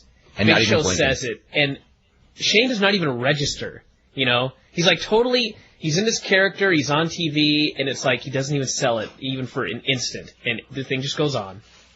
Yeah. That was, got a lot of feedback to that word. Yes. It's pretty clear that, that was not something that was scripted for him to say, and the company clearly, based on Heyman's reaction, was embarrassed that he said it, and Mr. Show just was not thinking before talking, which is okay, because that happens to me all the time too. Although, maybe I think a little bit more. Maybe. Than that, to say something like that. The other one, boy, speaking of having nothing to say, how'd you like Trish Stratus in WWF New York? I watched about 10 seconds of that, and then I realized that she had absolutely nothing of value to say. Fast forwarded to the very end and just got her closing remarks. What she learned from this story, that she was really nice. But naughty. She was nice, but naughty. And I thought, wow, that girl, so much for her career. Well, the other thing about her is she's out there, and she was so nervous. Mm-hmm. And so that made it worse. The fact that they had nothing for her to say. The whole thing is like, this poor girl has been treated like such a goof. And, they end up giving her a revenge, which is one slap. That's her revenge. And she's come out and try to pretend like, she's learned something, that Mr. McMahon is this evil man. And she's given these lines to read that are just so ridiculous that no girl in their right mind would ever say these things. And she has to go out there and say them on national TV for all these people at WWF New York. And it's just like, how can you even say this with a straight face? Well, she couldn't. I mean, that was the problem. She was out there. She couldn't deliver those lines at all. So, and now what do they do with her? Well, I think that was pretty clear, is that they had no idea what they were going to do with her. The whole thing, as we said from the beginning, was for Linda to get revenge, and she just happened to be there. And now I think because of the controversy that some of the angles caused, they feel some sort of an obligation to do something, but they have no idea yet what that is. Mm-hmm. That's what last night seemed to be to me. But they put Jericho and Benoit together. for the Angle Regal thing. I'm presuming they're still doing a tag match, although I heard that they're going to be talking more about the undercard. They were going to do more discussion today about the undercard, so I don't know exactly if that's still a tag match. It was a tag match a week ago, and I mean, it certainly looks like that's what they would do. And if nothing else, that's a good pay-per-view match. And the other thing is that for those people in the UK, there looks like at least the mid-card of that Insurrection pay-per-view, because they're going to have rematches, Jericho and Angle and Benoit and Regal, both matches which will be probably given, 10 to 15 minutes as opposed to, TV time. So maybe that Insurrection, at least mid-card, may be a good show. It's on May the 5th. And if you've got a KU band, I don't know that you'll be able to get it, but I think there's a pretty good shot you might be able to get it with a KU band satellite in the States, because they are going live to Australia. And granted, I don't know how that even works as far as like worldwide satellite, if you have to go through the United States to get to Australia. But in the past, they have done those UK pay-per-views at WF New York, which means that they are sending it on a satellite. And if they are, and you got one, you might have a chance to pick it up for those of you who also pick up SmackDown, which is probably like 5 people listening, but, whatever. They're doing with, basically it's a preview of the Judgment Day pay-per-view, because it's going to be Austin Undertaker for the title and Helmsley against Kane for the Intercontinental. Mm-hmm. So anyway, that's what else was amazing last night as far as the women was how they were portraying Deborah. I mean, they've always portrayed Deborah as stupid, but last night she was just as stupid as ever. And, Vince comes out and he does his long speech about how, marriage should be sacred and I don't approve of divorce, they should be illegal, all this. Totally sarcastic. I was totally amused by McMahon, by the way. I don't know what it was. He was good. Anybody in the right mind knew, the whole angle here is he's just being sarcastic. He doesn't want half his money taken. And so they send Deborah out to just go, Vince, I don't believe a word you say. And she just came off as so stupid. And throughout the show, Ross is teasing that Austin won't win Husband of the Year. And it's like, they have to be leading to a split-up angle or something. And why? God, if I was Austin, I would not allow that. Austin agree to that one. If I was Austin, I would not agree to that angle. I think that they're going to turn her heel. I think they have to. That's the only way I can see getting out of this one. Let's see, real quick, as far as ratings. It ended up at a 5.1, which is, I mean, I don't think that's a good number as far as an unopposed number. I mean, it's, obviously it's a great number for cable for any other show. The main event with Triple H and Jeff Hardy did a 5.8. I thought they did a good job of, throughout the show, I thought they did a really good job of building up the main event. I mean, I was enjoying that show. I enjoyed the show anyway. I thought Hunter and Jeff Hardy had a good match, not a great match. But, I just thought, wow, they were doing such a great job of building up when Hunter doesn't win. But then he won. He won. So that was quite strange to me. Add that to the list we had on the feedback site. Yeah. Well, people did see that coming. I think most everyone I think that most people who really follow the WWF expected that it was this fluke thing. It would be a fluke thing, that no one's getting elevated. And I guess, just thought that, you could, fool those people and actually elevate him. And he doesn't even have to, Hunter still could have even won and sold the whole match for him. You know what I mean? There's so many ways you could have, there's so many ways, of the different things yesterday when we were talking about this that you could have done. And they still could salvage it based on, if they do a tag team match, say, on SmackDown, and the Hardys win. Although if the Hardys win, it's only going to be because Undertaker and Kane interfere, so that ain't going to help them anyway. Yeah, it's not going to be a win. I don't think they can salvage it at this point. Well, we'll find out tonight if they can salvage it, but it did not. I do not understand what they did last night, and I will leave it at that, because they could have done the same thing and it's not hurt them as much. And it almost seemed like, watching it, that they were bound and determined not to elevate anyone, which is why I said it came off so WCW. It's like that's how WCW would do their baby faces. They'd give you this glimmer of hope and then shove it in your face, and then sooner or later you have no more hope for those baby faces. And you know what happens when there's no hope for baby faces? No one goes to matches anymore. Not that WWF has that problem yet, but WCW didn't have that problem in '98 when they were doing this. How far WCW fell and how fast it happened. That's right.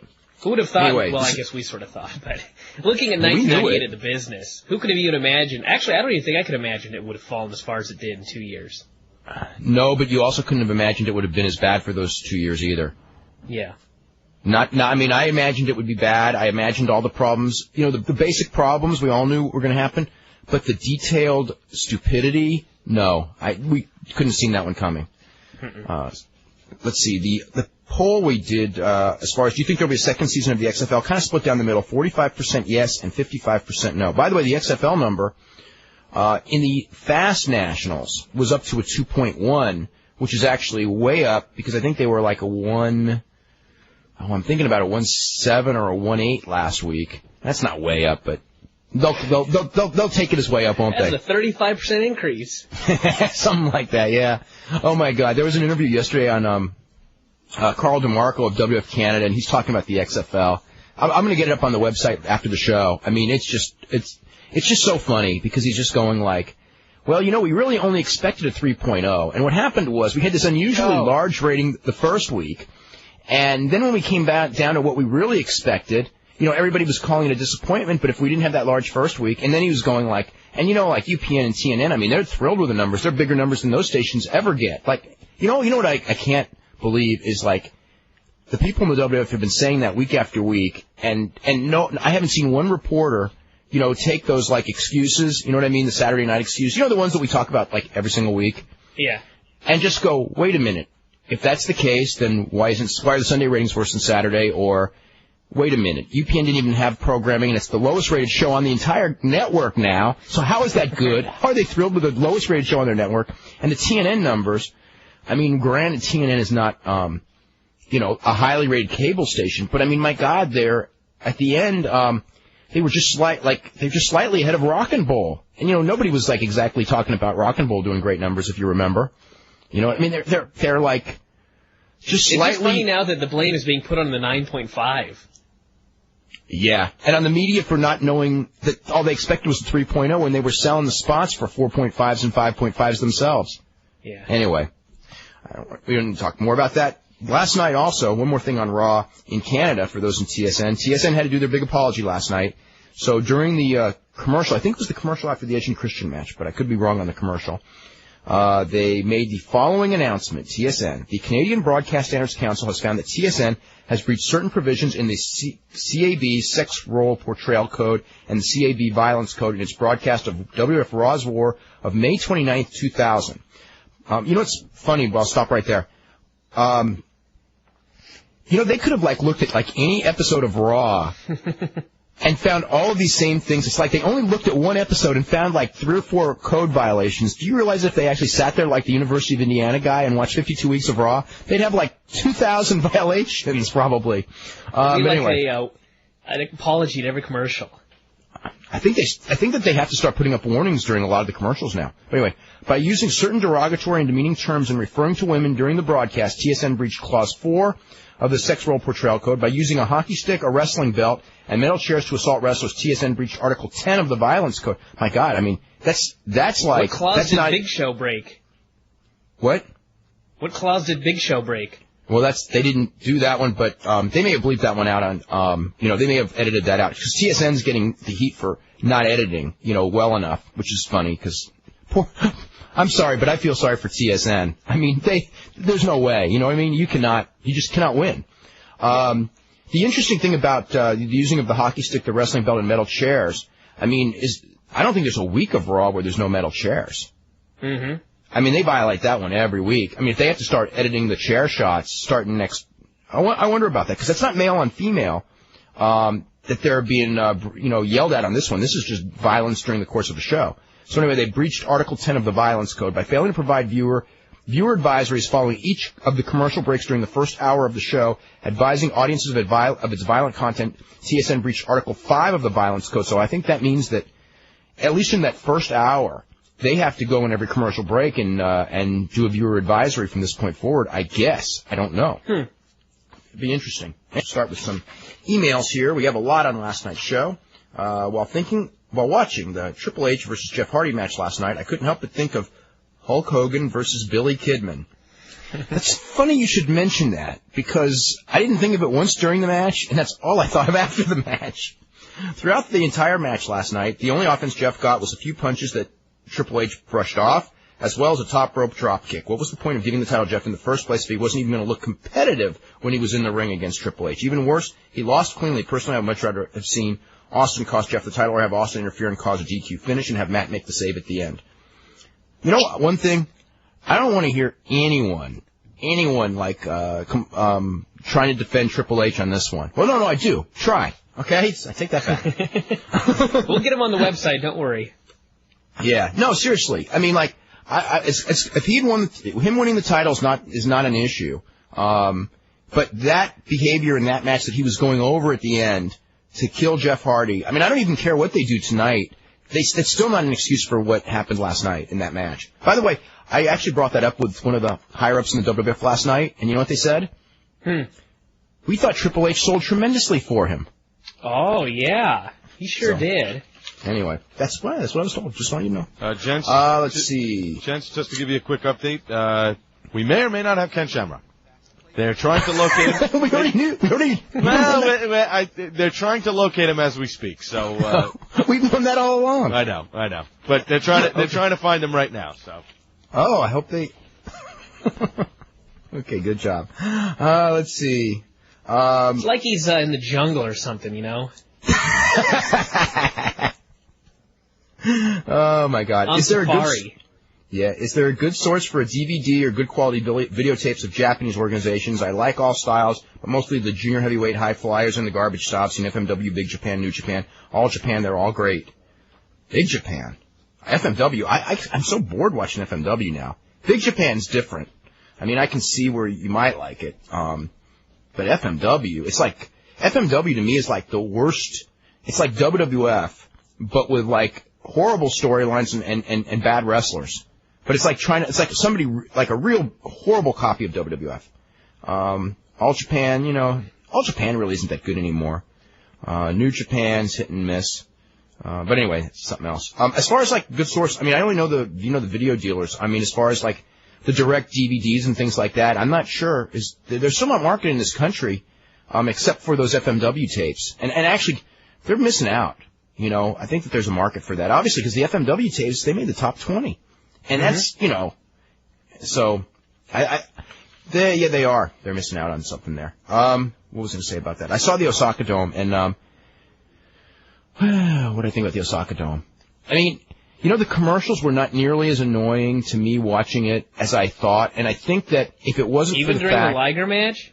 No, see, if it wasn't for the fact that the Liger match only went a minute, and it was already over when they came back, I don't think anyone would have complained, but because they lost that whole first match, which, by the way, was replayed on Saturday night on the New Japan TV show, the whole minute and a half, I think that that's what annoyed people about the later commercial break. Because really, there was 1 minute breaks at the beginning of matches. It wasn't that bad. The wrestling was all pretty decent. I mean, Fujita and Scott Norton was not a good match, but it's probably the best Scott Norton match, you'll ever see against, someone who's not a miracle worker. And Fujita's no miracle worker. I mean, the people, like, basically, Scott Norton just killed him, like, brutally. But I guess, Fujita can take it, which I feel very sorry for him, because when your reputation what a gimmick that is to have. Yeah, the Paul Varland's gimmick. I mean, when your reputation is that you can hit somebody in the head so hard and they can take it and not get knocked out, that is not a pleasant way to live, because that results in a lot of brain damage in later life, or maybe not even later life, because he was taking these they were trying to make it look like Vale Tudo, so Scott Norton's just hitting him with his knees to the head really hard, and, punching him pretty hard, headbutting him hard. It was brutal, and the finish was kind of like the whole Mick Foley and Balls Mahoney deal. I mean, they've been hitting the head so hard with these chairs that, like, at any point during the future, if they take a weak chair shot, they can't get away with it like someone like Austin would be able to. Yeah. Because they have the reputation.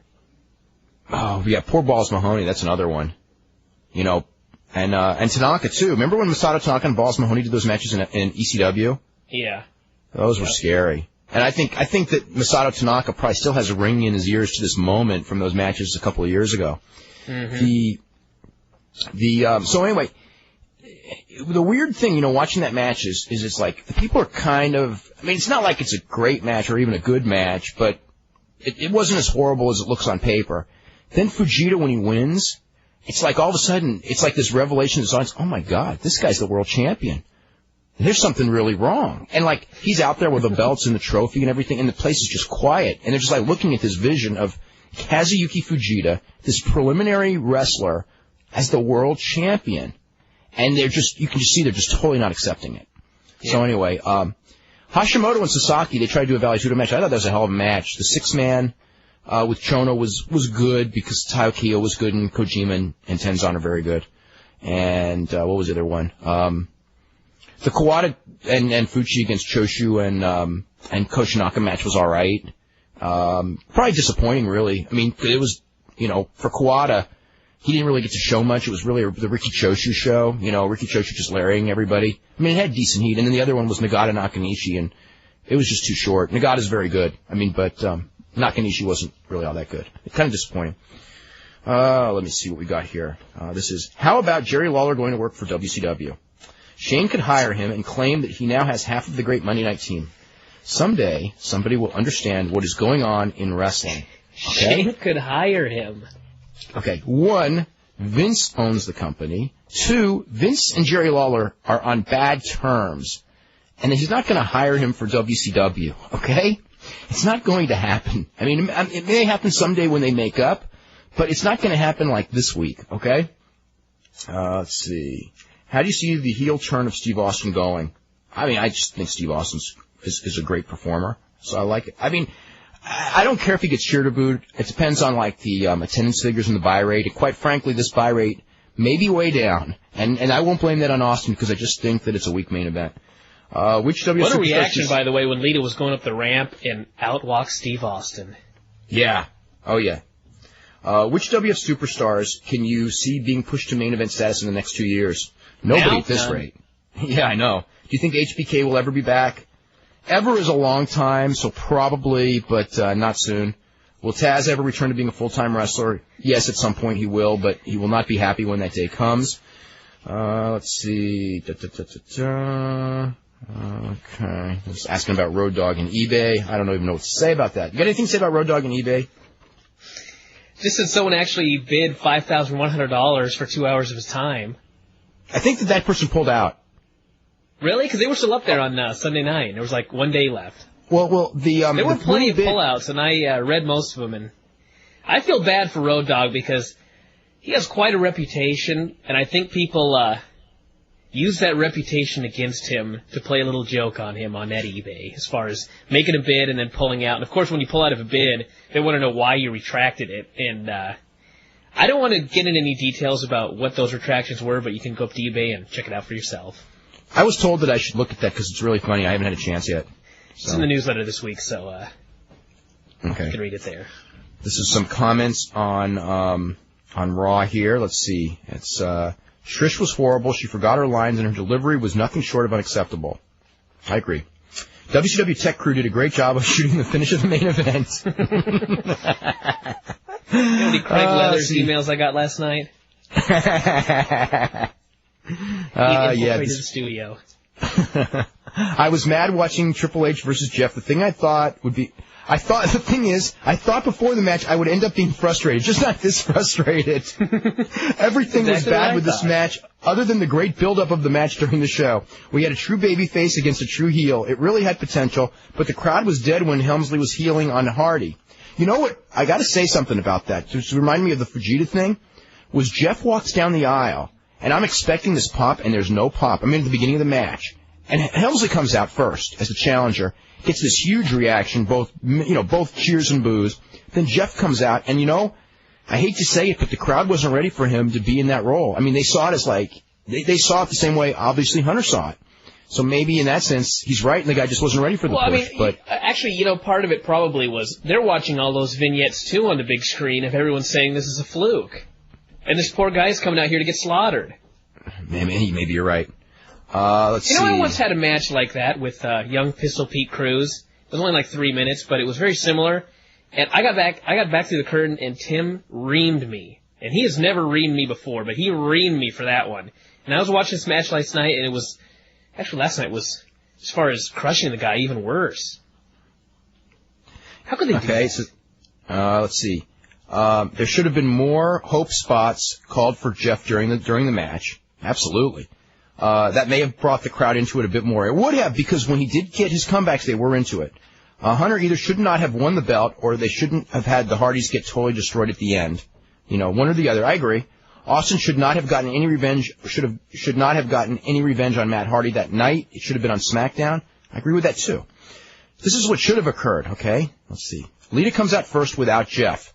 Hunter and Steph are in Lita's face asking, where's Jeff? Stephanie slaps Lita. Hunter goes after Jeff. During this time, Jeff comes down and climbs the ropes. Lita slaps Triple H, who turns around, sending the slap. Jeff cross-body blocks Hunter, who doesn't see him. Nice near fall to start the match. The crowd is hooked right away. Okay, Trent, this is from Trent. Trent, you're good, because this is good. Triple H then heels on him, giving him some hope spots. During Jeff's comeback, Stephanie breaks up a near fall. Good. Lita goes after Stephanie. Triple H pedigrees Lita. I think that they would not do that one last night. I think that was specific. You notice Lita never got touched last night, and I think that because of the week before and the reaction to it, that spot they would ixnay. Matt comes down. Matt and Jeff double-team Triple H. Austin comes down, takes out Matt. Jeff pins Hunter after a swanton. Show over. Yeah, but then you don't get Undertaker and Kane in there. Great.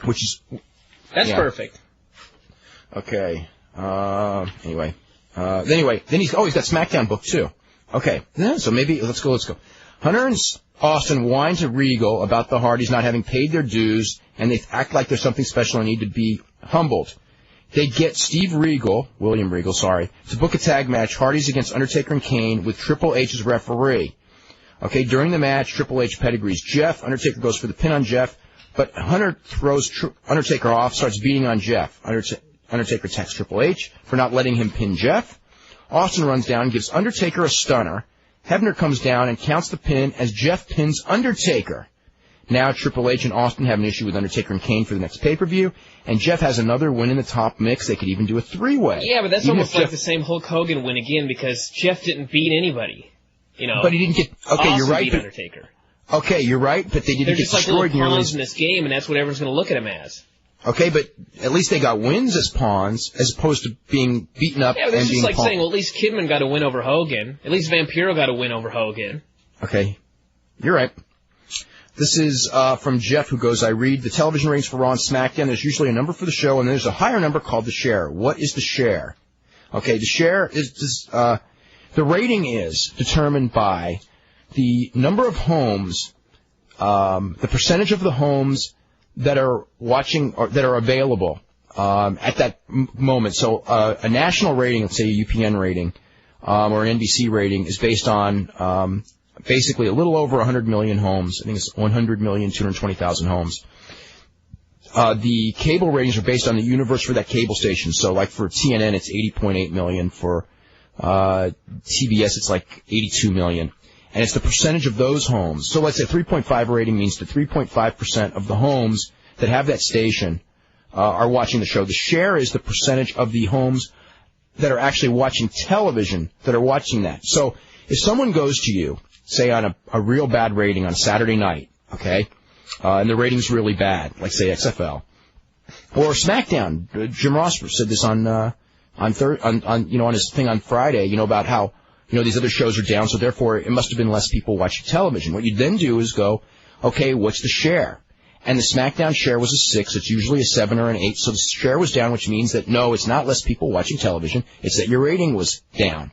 Or on the case of Saturday night when the XFL on NBC does a 3 share, okay, that doesn't mean that people are not home on Saturday night. That means that that plenty of people are watching TV on Saturday night. They're just not watching NBC. So that's what the whole deal was with share. So whenever you hear someone go, people are not, people aren't home or blah, blah, blah, whenever you hear that excuse, check the share. If the share is really good, even though the rating is down, that means that people aren't home watching TV. If the share sucks, that means that that's a bogus excuse. Let's see. This is from Scott Foyer, who goes, listening to you talk about the Ricky Morton-Ric Flair feud got me thinking about a horrendous independent show I saw this weekend featuring the Rock and Roll Express. This is going to make me really sad.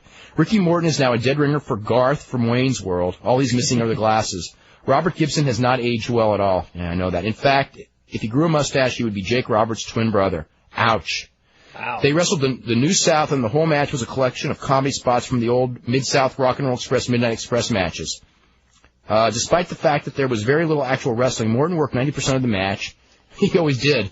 Give credit for Ricky Morton. His facials when selling are fantastic. The main event was supposed to be Jerry Lawler against the Road Dogg, but Lawler told the crowd that the Road Dogg has been no-showing all of his independent dates, and he didn't show up tonight either. No refunds were offered. Actually, that's true.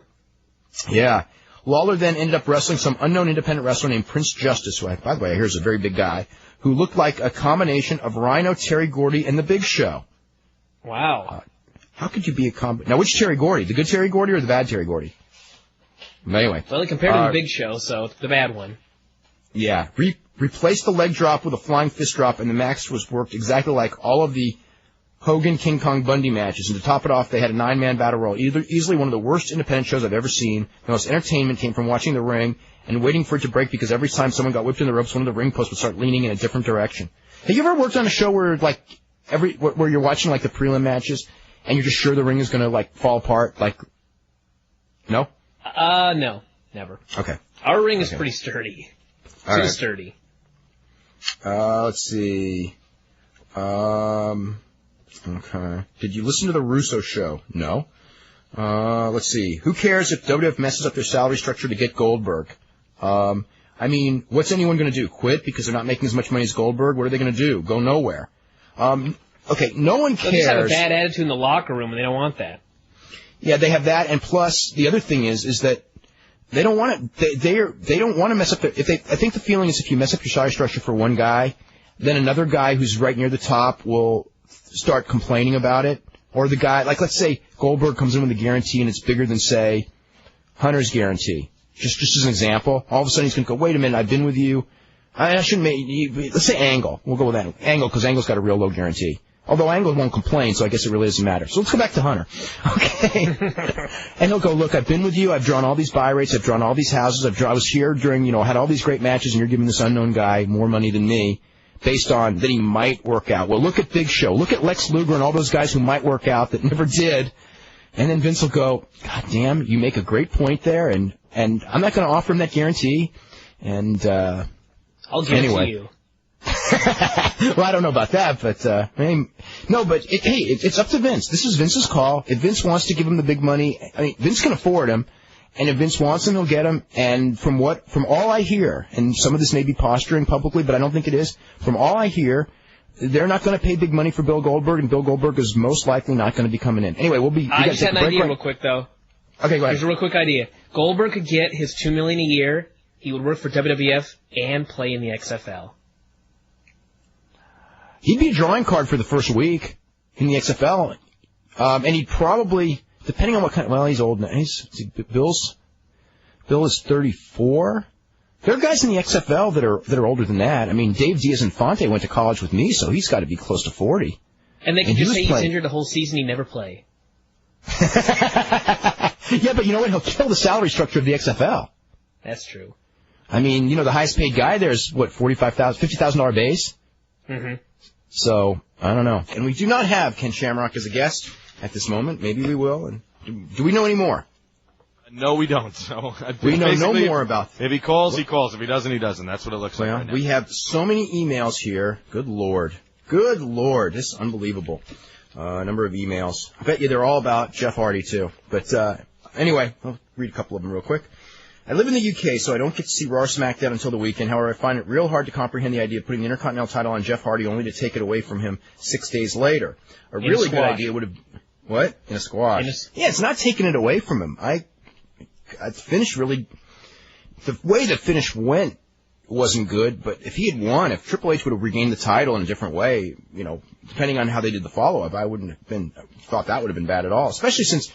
they obviously are going in the direction of Triple H and Kane feud for the Intercontinental, so, you kind of have to put it back on Triple H at some point. They could have waited a week, but, because they don't really need to get it on him until May 5th, or before May 5th. Anyway, a really good idea would have been to keep the title on Jeff, have Triple H become more and more obsessed with revenge every night. You could get Jeff over as someone who won't quit or back down despite Triple H beating the crap out of him every night. Dissension between Austin and Hunter could then begin with Stone Cold constantly baiting Triple H and making fun of him about Jeff. See, I would have liked that. That would have been good, too. It could even lead to Jeff becoming cocky and turning heel against Matt. And now you're getting too far. You don't need that much. Everyone, maybe down the line, but not yet. The only way I can see this ending is for Undertaker and Kane getting Matt and Jeff's spot. They had it already. While the Hardys go back to the same matches with Edge and Christian and the Dudleys. Well, there you go. Maybe with X-Pac and Just Incredible. With a bit of luck, Triple H and Austin will beat Undertaker and Kane. I don't think that will happen. Hunter and Austin then start bragging that they're an unbeatable team. Up pop Jericho and Benoit. Nice build up to King of the Ring, and the Canadian duo gets a clean win. Quit dreaming.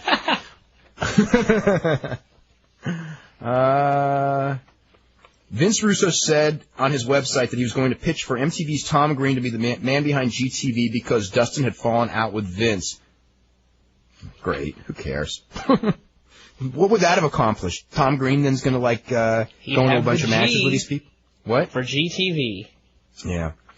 Well, they sure gave Jeff a big push. If anything, I think it just killed him as a singles wrestler, and I'll tell you why. Jeff beat Triple H on SmackDown, but he only beat him because of a run-in by Matt. Triple H does a promo on Heat and says that it was nothing but a fluke, a mistake. The mere notion of Jeff beating him is a joke. And then, with a win, he proves it to be correct. Yeah. He is so smart. No, not this time. This time he's too smart for his own good because by killing future opponents and future business, the company's gonna get stale quicker. I was just pointing out that the character is smart. He was right. Yeah, but the heel's not supposed to be right. All the time. Hunter always is. Why is that? And that's why he's going to end up being a babyface down the road. I know. And feud with Austin, and no one else is going to get over to get a program with Austin. They'll make sure of that. Yeah. Let's see. Not that Jeff was ready for it because he wasn't. Then again, let's see. Okay, let's see. This is from Eddie. This is not about that. I just finished watching tapes of World Championship Wrestling from December 1983 and January 1984. And have two questions. One Saturday, Gordon Solie announced that Bob Armstrong was in the hospital undergoing plastic surgery as a result of a match with Ted DiBiase, who was scheduled to have a match with at the upcoming Omni show. A group watching Bob Armstrong remember his facial features changing dramatically. Was this injury the result of something in the ring, or was he involved in an auto accident or something? Okay, Bob Armstrong was lifting weights, and I don't know exactly what happened, but the weights fell on his face and hurt him really, really bad. He needed reconstructive surgery. And at one point, I think this was on a Friday when he was lifting and the weights, and so they're doing the TV Saturday morning, and they don't know if he's gonna live or die, or how serious the injury was. It was really that bad. And so they go in there, and he was working a program with DiBiase, and they say on the air, Ted DiBiase did this to him. Now Ted, who's playing a heel, okay, but Ted DiBiase, and if you ever heard him on the show, even Ted DiBiase found religion and all that. I'm not saying that sarcastically. Ted's a good guy. And even when he was at his most immoral in his own mind, with the wine and the women and the girls and the drugs and everything like that he went through, he still had more morality than most people in wrestling. Because I remember they went in there and they do this whole show and they're talking about, how Ted did this to Bob Armstrong and Bob's in critical condition and this and that for, some injuries that Ted DiBiase gave him. And they brought Ted out for an interview, and now Ted's thinking, there's a chance that Bob's in real bad shape and he might die. And then Ted goes, that's not true. I didn't do anything. And it just basically blew the whole angle. Then the next week, when it was clear that Bob was going to be fine, although pretty messed up, but he'd be returning to wrestling, Ted then took credit for it a week later, as I recall. But, no, he was really unnerved. Well, can you imagine that, though, if something happened to a guy and there was a chance that he could die, and you're told, you were the guy responsible for this in the storyline, and you need to go out and take credit for it. Yeah. How could you really do that and go, I did this to this guy, not knowing if he was going to be alive the next day? Yeah. Also, in December 1983, the Road Warriors beat Stan Hansen and Bugsy McGraw in a match at the Omni. Oh, I'd have loved to see the Road Warriors against Bugsy McGraw. It's been horrible. For something like the next 5 Saturdays, they showed the same clip of the Road Warriors beating down Stan Hansen with Paul Ellering out, with Gordon Solie each week running Stan Hansen down. They went on for weeks without a payoff. Did they just drop it, or were they trying to bury Stan Hansen for screwing the promotion? I don't remember. I just don't remember the situation. Stan Hansen probably went to Japan. Probably the idea was when he got back from Japan, he would come back for revenge, and he probably just didn't come back from Japan. So that's probably why it went nowhere. On Monday's show, this is from James in Maryland, you talked about Ricky Morton's feud with Ric Flair. I remember always thinking that Ricky Morton would never win any of those matches. In fact, he never did. But if he did, I would have been pleasantly surprised, not disappointed. Did the bookers think it would have been a good idea for Morton to go over Flair, even if he were to drop the title back to him a week later, or maybe go with a reverse decision angle? I mean, the deal with Ricky Morton and Ric Flair was that it was an opponent that they could have a phenomenal match, and that Ric Flair could actually win because they were afraid of beating, Magnum TA and Dusty Rhodes. None of those guys, they didn't really want Nikita. They didn't want Ric Flair to actually beat any of those guys. But Ricky Morton was a safe guy to beat because Ricky Morton was a tag team wrestler. And so the idea was if you beat the tag team wrestler in a singles match, it's fine. And if they'd given Ricky Morton the world title over Ric Flair, it would have been stupid because they didn't give the world title to people like Ricky Morton in those days, and not just because of his size. He just wasn't, they protected that world title. So It was basically a guy for Flair to beat, and Flair sold for him like crazy in the matches and in all the angles, and made him seem like a viable contender, but then did beat him in the matches. Let's see. Let's start with JD. JD, what's going on? Hey, Dave. Hey, Brian. How you guys doing tonight? Hey. We're doing good. That's good. I want to talk to you guys about a few things. First off, as far as the WWF goes. Every week we hear about the dark matches on the big shows, Raw and SmackDown and that. And I was wondering if you guys would like to comment on some of the names like Scott Vick, Steve Bradley, all those other guys. I mean, they said that there was talk that Steve Bradley would debut after WrestleMania or something like that. There was a plan, I think, even before WrestleMania. They've been looking for a spot for Steve Bradley and Scott Vick for a while. I got a feeling that they may both end up in WCW, although that's not been determined yet. Right. Do you see any other guys? I mean, like X-Pac, maybe just Incredible, Albert, all those guys. I mean, right now, personally, I mean, okay, they're getting the mild to mid-moderate push, but do you see those guys in WCW possibly, too? Possibly. Those decisions haven't been made yet. They're going to send 3 to 5 guys, but I don't know who they are, and I think that they are careful enough. I got pretty worried last night when they teased Big Show would be one of them. Yeah. Boy, that's a scary one, isn't it? Yeah. Big Show and Billy Gunn. Yeah, that's what I heard. Billy Gunn is more than definite going to WCW, and it's a shame. It's not definite, but I do expect it, though. I do expect it, but it's not definite. Yeah. Nothing's definite. Believe me when I tell you, they have not even hired the writers to write this thing yet. So when you say like, oh, this is what their plan is, they haven't even hired the guys to make the plans, to have plans. All right. So everyone's like way ahead of themselves as to what's going on with WCW. Right. A couple other questions. As far as the new WCW announce team, I mean, do you guys see maybe like Joey Styles, Don Callis maybe forming up again like they did in ECW maybe? No. Okay. And third thing, I'm a frequent visitor to WrestlingObserver.com. I enjoy your stuff all the time from both of you guys. And I was just wondering, when are you guys going to have the latest issue 1 year ago in Figure 4 Weekly? I've been looking for that for a few weeks now. Uh-oh. I know. I haven't put one up for a while. I've been busy. I'll try and put one up this weekend. All right. You guys stay cool. All right, thanks. Okay. Let's go to Brad in Mississippi. Brad, what's going on? Hey, guys. Hey, what's going on? I don't think I've ever been as mad at a finish of a wrestling show as I was last night, even at some of the old WCW Even in the stuff. peak of WCW? No, well, after a while I expected it. I mean, okay. and I was one of the diehards that was always like, well, okay, whatever, I was going to watch anyway. But, I mean, I guess partly because I was so excited about what they seemed to be doing with Jeff, and that it was something different. I was like, hey, well, maybe they realize they don't need to get stale and do what happened to WCW, and maybe they are going to do something different. And then it was like, nope, here we go again. That reminded me of every false babyface push in WCW. Yeah, I mean, and I was thinking some of those same things too, and I just, if Hunter was so smart, he would look at what happened to Kevin Nash, and look at what Kevin Nash did to WCW. Okay, but you know what? In his mind, he's going like, I'm a million times the worker Kevin Nash is, and the reason that their thing is all their main events stunk. Every time I'm in a main event, it's great, so if we keep giving the people great matches, we'll be fine. Unfortunately, if you keep giving the people the same great match, you're not fine either. And that's where the mistakes come in. But, on the other end, from the Hunter standpoint, there are the guys, as we talked about this before, in the WWF, you are paid by your position on the card. Your guarantee is not necessarily that large, although his is probably pretty decent. But I'm sure that Hunter's earning many times over what his downside guarantee is.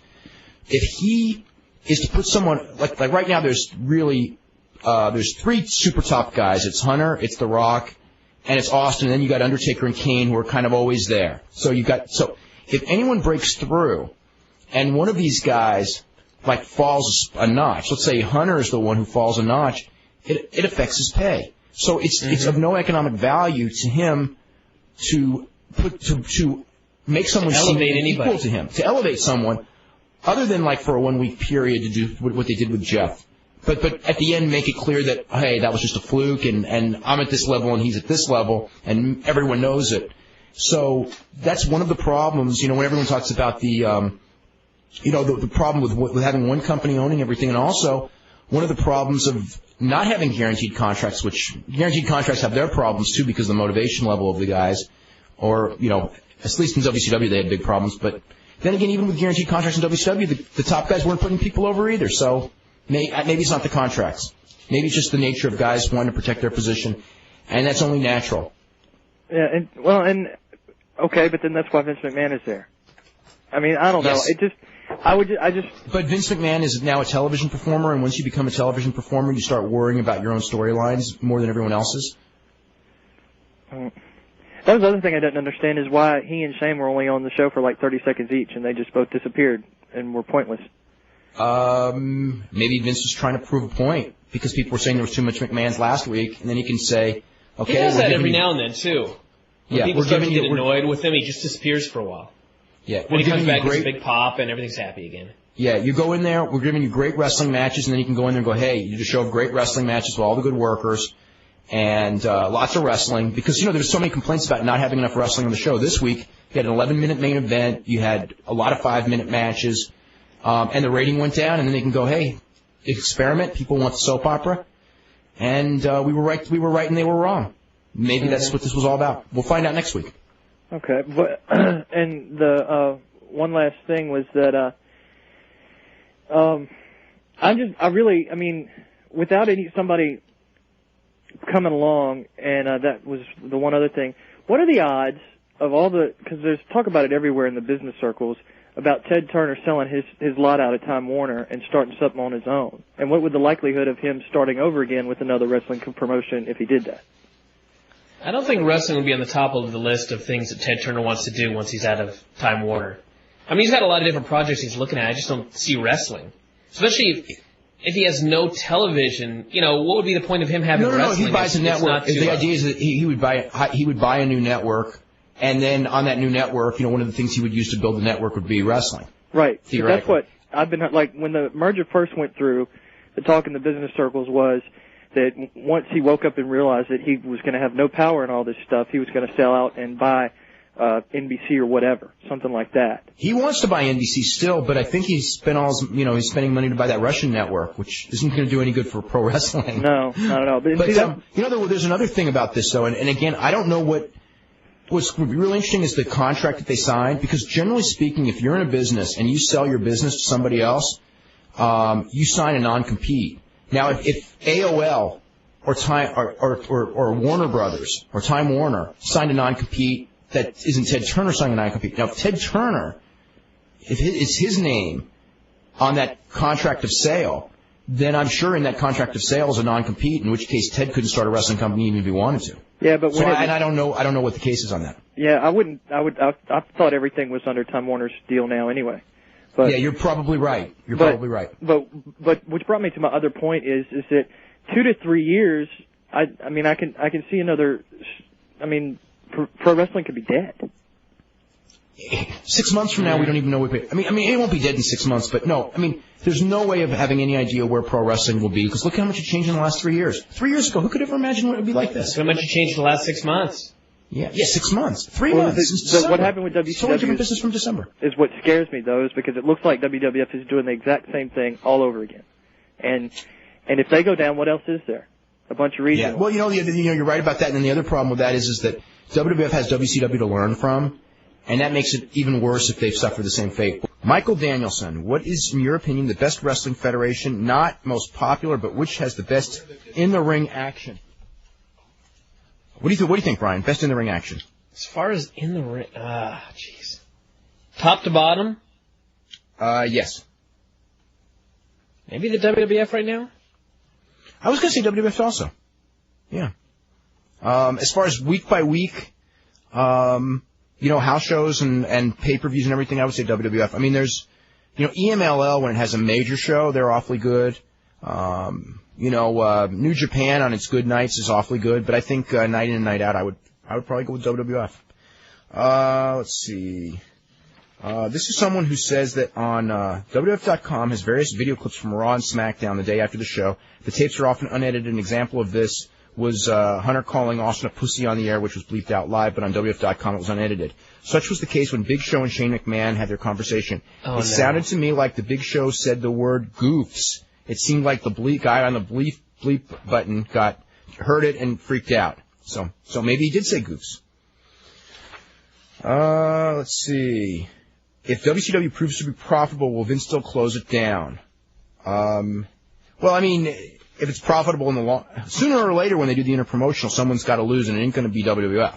So at that point, it's probably doomed anyway. If it proves to be profitable, they could drag out the interpromotional thing for as long as they want. So it will certainly buy it a lot of time. Let's say just as a wild fantasy that WCW became close to as big as the WWF in terms of making money each year. Pay-per-views were successful. They could actually tour, and things were going really well. Would there even be a point to doing the interpromotional? If it meant that likely they would lose one of those money-making promotions? You could do interpromotional as this giant pay-per-view. You could split the matches and then have them both go their merry way for another year and then come back, the next year and do it again. That you could always do that. Yeah. Rather than do a full-blown feud where somebody has to win. You could just say this is one time only. If the thing really is successful, I don't see the point of beating one of them. No, then you don't have to. Yeah. Yeah. Let's go to Alex in Puerto Rico. Alex, what's going on? The pamphlets Brian sent me. Alex. Hello. The Caribbean Wrestling Association, April 29th is going to be launched in Isabela. Okay. Isabela, Puerto Rico. Mm-hmm. Cool. And I went to this independent show this Sunday in Boca. Yeah. The crowd was hot for the whole show. Good. It was Iman Latin Wrestling. Okay. I was wondering, if the WWF has a show here in Puerto Rico on metal, will WCW have a syndicated show anywhere like in the Caribbean? WCW does not exist. I mean, the new Nitro. If WWF wants to syndicate it, I doubt it. I doubt that they're going to put that show into syndication, so I would seriously doubt it unless you get TNN that you'll see it in Puerto Rico. You're not going to see it on broadcast TV. They're not. There's no plans to do WCW syndication as of right now. But I mean, in Puerto Rico, I never gotten to see ECW anyway. Okay. Only on pay-per-view. Yeah. Mm-hmm. So, any NWA news? No. How's Extreme Pro Wrestling doing? The next ECW? When's their next show? I don't. They're doing the show in Patriot Center, or is that what it's called? I don't even remember the name of the building. I don't know if I'd call it the next ECW. Yeah. Well, someone has to say that. Someone has to be. Them in Combat Zone, right? Yeah, Combat Zone Wrestling. They're like the next ECW, right? No, neither of them are, but that's okay. Someone has to be, so they can both be. But neither of them are going to be. Expands. Or Wrestling Zone. Wrestling Zone's the other one. They're also going to be the next ECW. Mm-hmm. Excuse me. Will XPW expand, like, to fight the WWF? Compete? No. No, that will not happen. That will not happen. Anybody besides me loves the XFL? Oh, plenty of people love the XFL. About 100,000 people. Unfortunately, that's not enough for a TV rating, but no, a lot of people love the XFL. I would like to know, anybody, did you hear Conan came to Puerto Rico to fight Fidel Sierra this weekend? Yeah, Fidel Sierra on Saturday and Sunday, yeah.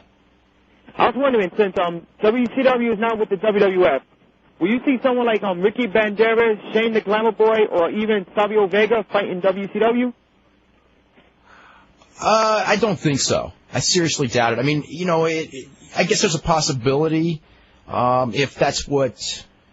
well, all those guys have been released by WWF, so they're under contract to IWA. I mean, the idea that Miguel's a good worker and they could re-sign him and put him in the WCW, but I haven't heard anyone thinking along those lines. So it's going to be filled up with their own developmental guys before they get anybody from IWA. How about, I don't think it'll happen.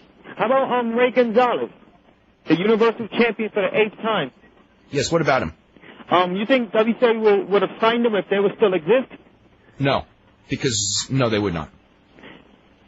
Because he was saying that he's Mr. Ratings and he gotten over. Well, in that case, they might have considered it. Their ratings are awesome in Puerto Rico. You can't argue that. They got the best ratings anywhere in the world right now, I think. Like a 28 share. Yeah, I watched this show every Saturday and Sunday. Yeah, the 40 share, that's right. 40 shares on Saturday. Yeah. Think about that. Yeah. Hey, I watch this show every Saturday and Sunday. Hey, no, I got a question, and then we got to get running. Do they have any competition on TV at that time slot, or is it sort of like there's nothing but test patterns on the other stations? No, there's nothing but crappy programming until the IWA comes on at 1 o'clock here in Puerto Rico. Okay, so what that's else is on at 1 o'clock? IWA. But there's nothing what else. There's nothing else on TV? What's on between 11 and 1 when WWC's on? 11 and 1. Children's programming and some other crap. Okay. I mean, that's not specific enough, but that's okay. We got to get running, okay? But can I do something? Yes.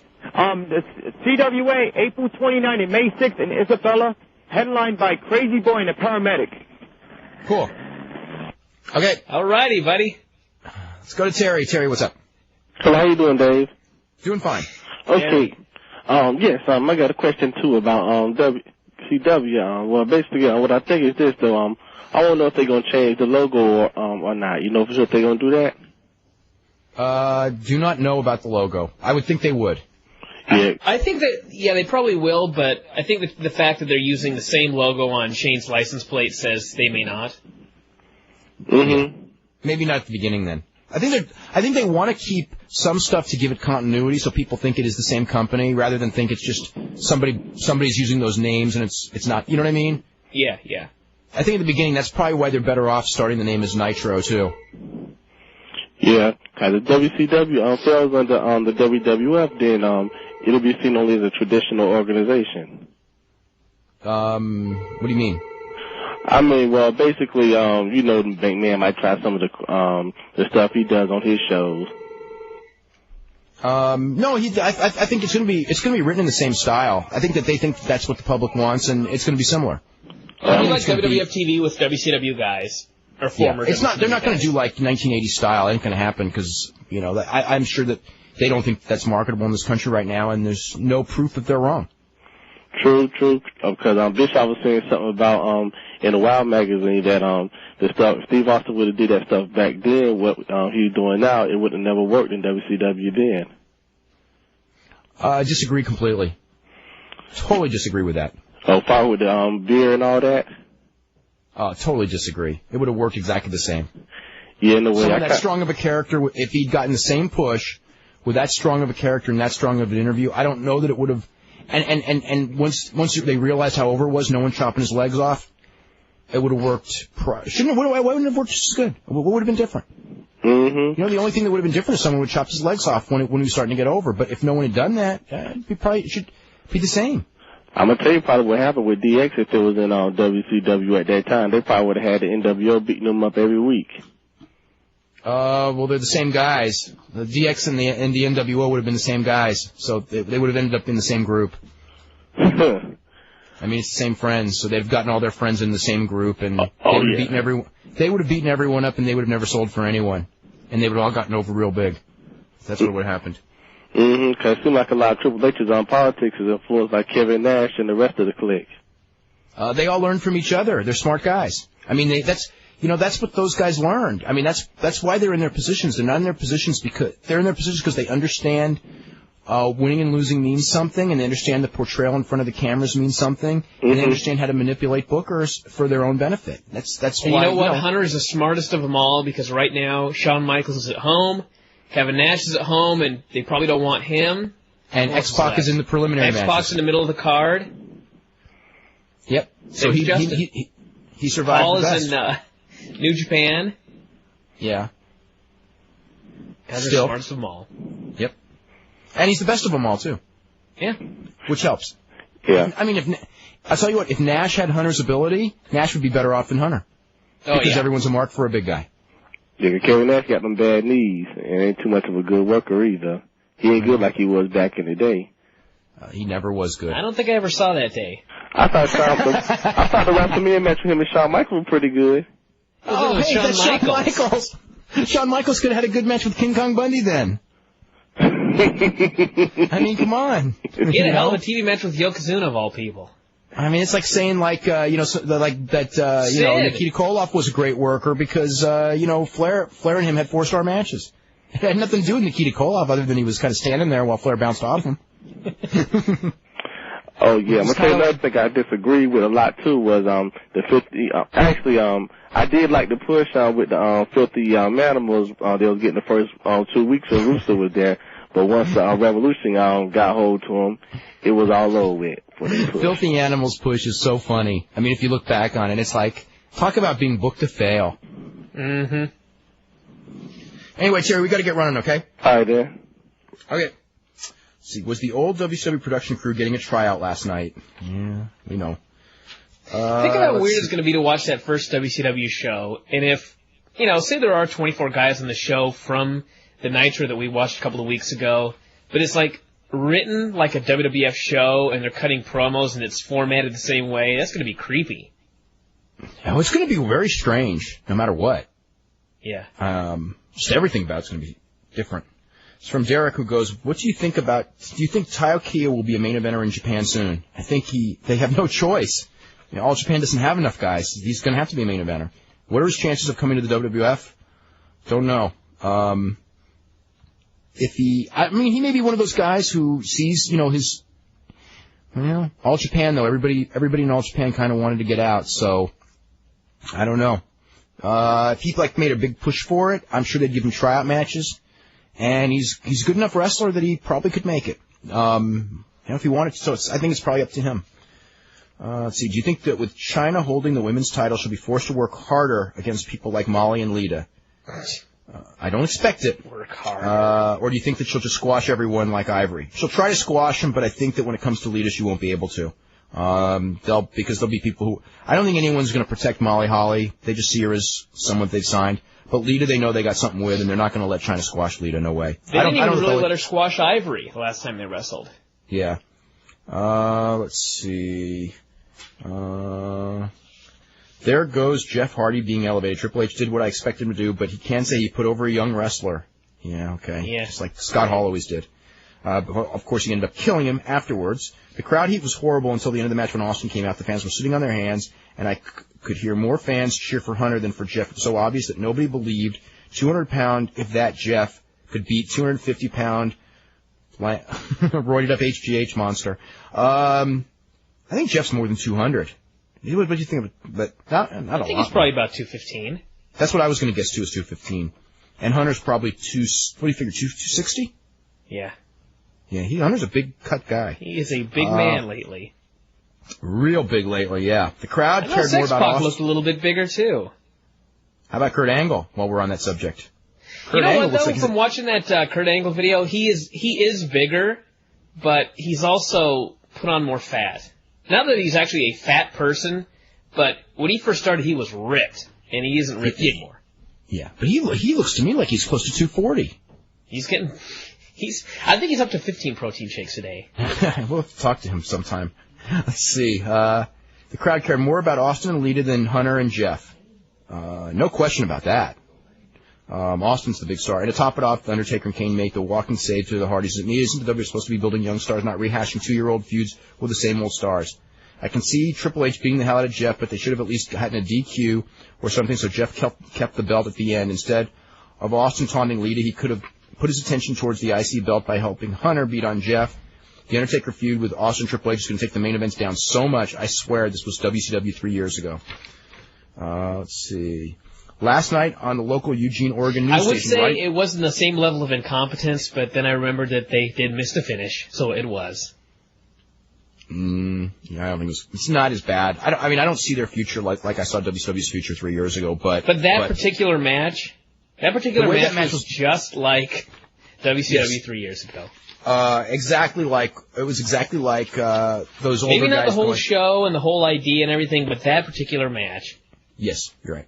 Last night on the local Eugene, Oregon news station, Roddy Piper was promoting a wrestling show he's going to run at Mac Court at the University of Oregon. He said the Honky Tonk Man, Greg Valentine, Jim Duggan, and Kurt Hennig would be there. He then went on to say he could get Hogan and Savage, but he is not going to because they will not give their all in the ring, and said, I quote, "Just because you've been on national TV does not make you a great wrestler." Do you know anything about this show? I heard about the show. There's your answer right there. What? For Hogan and Savage not appearing. Oh, Hogan and Savage, yeah, that's right, because it's in Oregon. They have to take all those tests. Let's see. In his chat, Vince Russo actually had the audacity. That's right. In his chat, Vince Russo actually had the audacity to say he always gave the fans what they wanted. This is from a guy who took the WCW study of what the fans said they wanted and then threw it in the garbage. I would like to know something about the ratings, Steve Garrison. I understand what they say when they say a 1.1, but when they say a 3.6 share, what do they mean? So the share of the audio of the earlier half hour of the show. Yes. So anyway, do that. I was going to send you the whole Vince Russo chat transcript, but I didn't even do it. You would have cried. I didn't even want to read it. I mean, people sent me the link to it. I didn't even click on because what's the point? I mean, let's see this from Felix. Do you think it's possible that Bill Goldberg wait till his contract is out and then during that time train in mixed martial arts, and after his contract expires, who'll go to Japan and fight in Pride or something. I met him last year, and I asked him about No Holds Barred. He was getting offers from Japan and said you'd never know. Personally, I'd like to see him try his hands at MMA rather than go back to wrestling. Bill Goldberg's 34 years old, and when this contract is up, he will be 36 or 37 years old, and that is not the time to start in mixed martial arts. It's just not. 3 years from now, the fighters that will be fighting will be young and awesome. Although even then, Bill's going to be bigger than most of those guys. But I mean, Bill, you're talking about, Bill Goldberg for a guy on the street is probably a really, really strong, tough guy.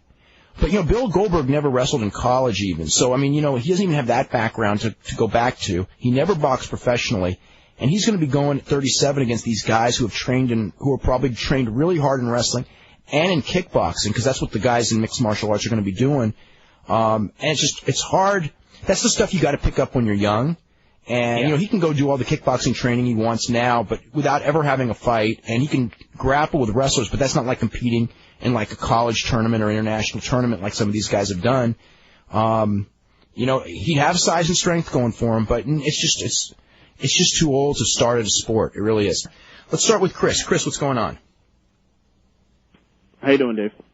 Doing pretty good. What's going on? Not too much. I missed the first part of the show, so I didn't catch all your Nitro thoughts. But there is no Nitro. Well, I know what you mean. Raw is Nitro. I've been subscribing to the Observer for years. I've talked to you a bunch of times here on the phone. I've written you letters. I used to disagree with you vehemently about Triple H back in the day when, your standing comment was about, that he was a good head of hair with the right friends. And I've seen how you've changed your tune as far as his in-ring style and everything else. And I've also seen that, there's been a lot of alluding to his backstage power. I think last night, people would have to be blind to think that it was going to go any other way than what it did. But that's an indictment. That's an indictment of the system. To think that that's an indictment of the system saying that. Well, I don't know. I look at everything that goes on, and The Rock's out, so it's a perfect time for Jericho and Benoit and Angle to move up and everything, and that's not happening. They're all stuck in the mid-card, probably in a tag team match against each other with Regal at the next pay-per-view while you got Undertaker and Kane. Nothing that you haven't said. But I've got a couple of points. Number one, it was amazing.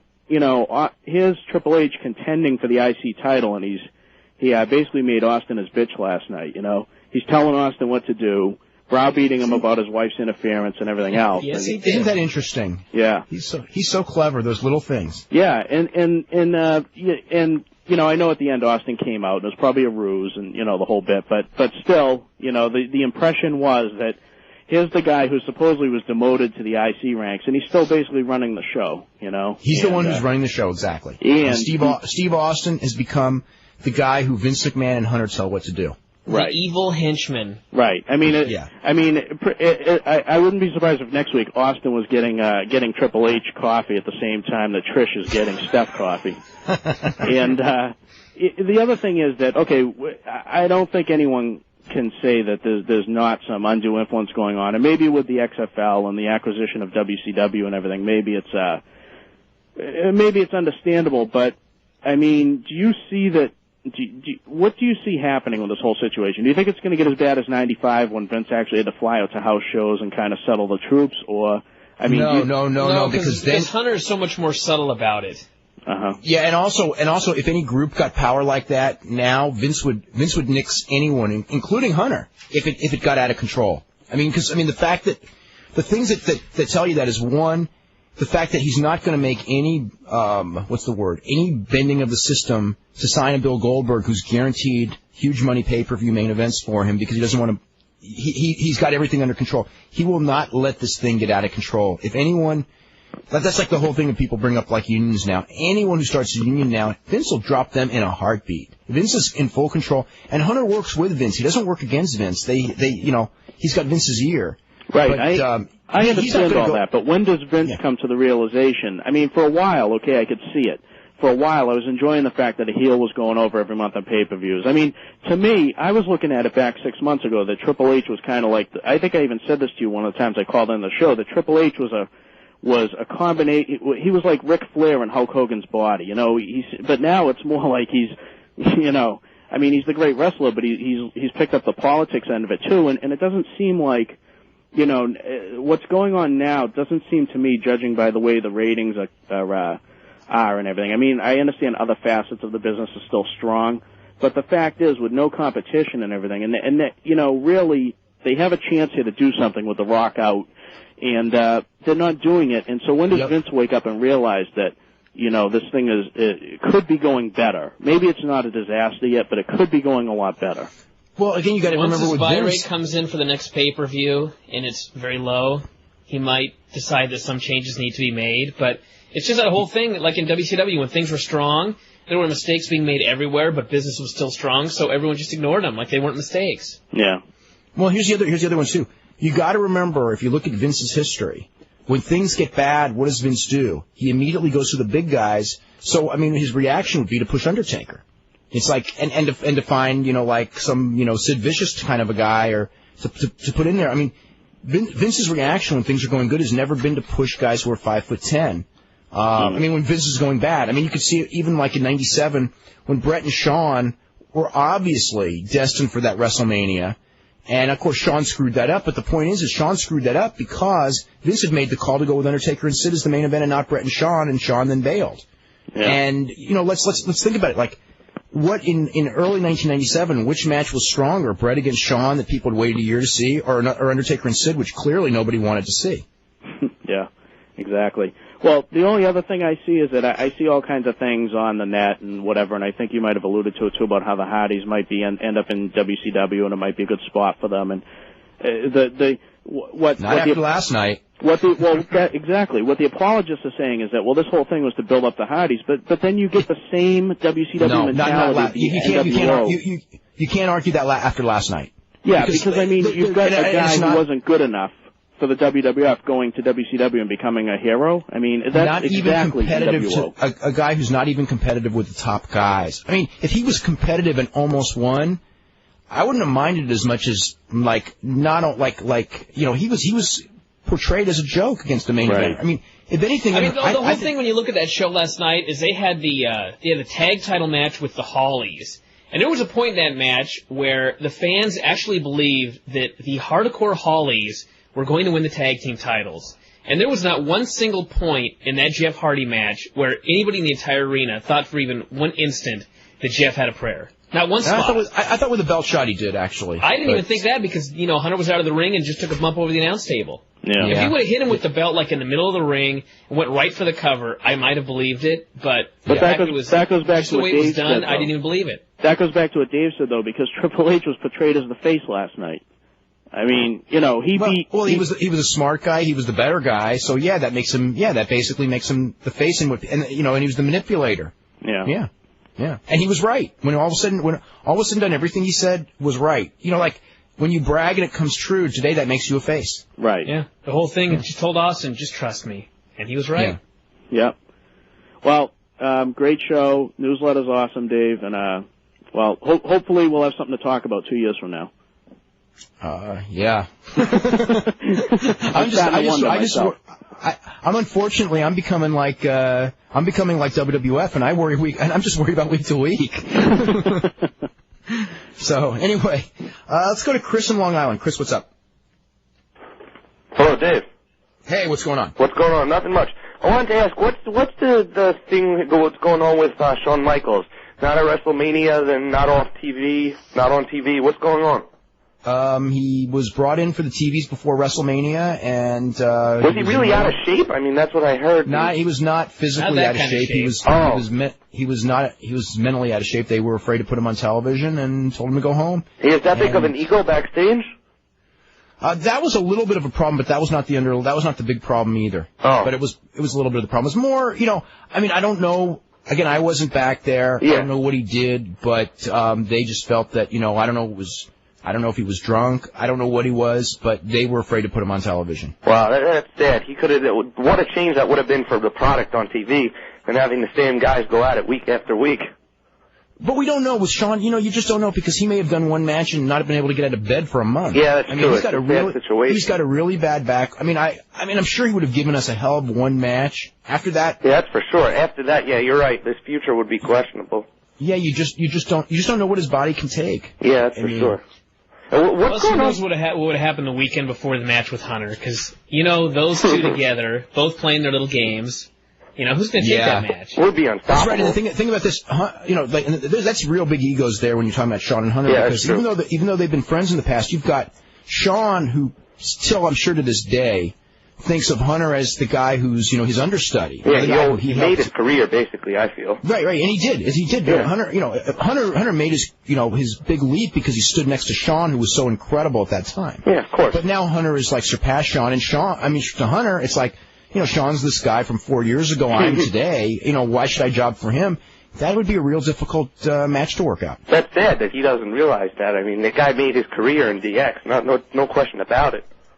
Yeah. What do you see Tommy Dreamer or any of the other ECW stars without a contract ever showing up in WWF or WCW? Yeah, I do. I don't know. I expect they'll hire Dreamer. I don't know for what spot. That's all the stuff that they're going to be working out probably the next month. Yeah. What about you always see Paul Heyman pushing all the ECW guys on Raw, pushing Rhino. It's ridiculous. I think Rhino should be off TV and get a whole new gimmick. The guy would be unstoppable with the right gimmick. His gimmick right now is going to end him up nowhere in 6 months. I don't think the gimmick has so much to do with it, with just how he's portrayed. Yeah, he's portrayed. That kind of gimmick is going to be over in the meantime. But then I don't know how long that's going to last. I don't know. It's like, Paul likes him and likes that gimmick, and I think that a lot of his future is being booked by Paul. I really do. That's a good idea. He has the right man booking it for him. What about Mark Henry? Is he in the plans, you think, for the WWF to bring back anytime soon, or? He shouldn't be, but he probably is, just because they're paying him so much. I think they got to justify it. But I watch Ohio Valley all the time, and there's 15 guys there that are better than Mark Henry. Really? How does he look? Oh, he's in great condition. Wow. He's probably 320 pounds. He's probably lost 80 pounds since he's been there. His work is much better, but if you compare him to everybody else there, there are guys there that are really good, and he's not. What can I say? What about, do you think they should ship Big Show back down there? After what Depends he did, on what he said last night. That's ridiculous. Well, if he really said what, but he may not have said it, so I don't know. Yeah, that's true. A couple of years back, Jerry Waller made the comment about Tiger Ali Singh with the Ragheads. I believe it was on Raw's War a couple of years back, and that was pretty bad. But this is, I don't know. Last night, if that's what he said, he went way too far. If he did say that, that was really stupid. As far as, I think he should be sent back. Personally, to me, it's okay. I guess it's okay. He's doing the comedy thing, but for them, as far as an example, they never should have brought him back. Yeah, his skills really, he stinks. Well, it's not that he stinks. It's more the conditioning thing. Ross said they're going to do weigh-ins for the entire roster, and you can say whatever you want, but if you do the weigh-in and someone fails, they weigh too much, you need to make an example of them. And, you can't do something like send D'Lo Brown there who wasn't on TV anyway and keep Big Show. Yeah. If Big Show, if he's too heavy, you need to send him down there again. Yeah, he still gets a huge pop. It's ridiculous, but he's way too over. They got to do something with his whole gimmick. It's horrible. Well, I think what they're doing is they're punishing him because, he's not in shape and they're not going to give him a top spot unless he gets in shape. And he's obviously, I saw him, I watched him last night. He looked in worse shape. When he was walking around with that shirt off, I thought he was like Giant Rikishi almost. He almost looks as bad as when he used to come out with the cigarettes on Nitro. Almost, not quite. Let me get through a couple of these emails. Why is it so imperative for Triple H to put wrestlers over? That's a loaded question. For the future. From listening to both you and Brian, one would get the impression he's the only one who should do it or isn't doing it. What about Austin? Haven't seen the situation where Austin should have done it in specific. The Rock, Rock has done it many, many times. How many, Rock's has lost more matches than anyone as far as television, as far as to guys who are considered, quote, not at his level. Undertaker, which we've commented on many times. Undertaker in the Kurt Angle thing, there was no excuse for that when that happened too. And Kane, which is similar situation, although Kane put over Jericho, but it didn't elevate Jericho either. So, they're. Kane's kind of a guy where if he's with Undertaker, he's kind of perceived as being at the top level, but if he's not, then he's not considered to be. When I saw him do the match with Jericho and Jericho won, it's like, okay, great, he beat Kane. I didn't consider Kane like a top guy. They do, though. I agree with you. I don't either. But they do. Part of like the whole mentality of what they think and what fans think. It's a whole big guy thing. Like I said, I didn't consider Big Show's a top guy when the Hardys beat him. I don't consider Kane. Just because they're big, it's the whole airport thing. Who cares? Yeah, you're right about that. No, the problem isn't specifically Triple H. The problem is specifically WWF not creating new stars, and you have to create new stars for their future. And and if you don't, just look at the the tombstones of dead wrestling promotions, and you'll realize that one of the most common mistakes was going with a pat hand too long. And even promotions that are not doomed, that are not dead, but like say like an All Japan or All Japan Women, which is a perfect example of the inability to create new stars, and you lose so much of your former popularity. And even though you're still alive, you're certainly not what you once were. And if you look at any of these companies in wrestling, 3 years, 2 years is a lifetime in wrestling, and you could be the hottest company in the world, WCW 1998, and you can be, even if not out of business, your fortunes can totally turn around so quickly in this business, both good and bad. You can go up in a hurry and you can go down in a hurry, and when you're on top, if you don't realize that you can go down in a hurry and you're not preparing for the future and just resting on your laurels in this industry, you will be in trouble at some point. Let's see. What else do we have here? What do you think about Edge and Christian going to WCW as a tag team, breaking up and becoming main eventers? No, I don't know. Depends on how it's done. What about Goldberg, Edge, Booker T, Sean O'Haire, and Christian as WCW's main eventers? I don't know how many times we have to talk about Bill Goldberg, but he's very, very unlikely going to be there. Apparently he signed within about the past 10 minutes. Yeah. As far as Sean O'Haire, he's not ready, although, everyone's high on Sean O'Haire, and rightfully so. But he shouldn't be rushed either. Let's see.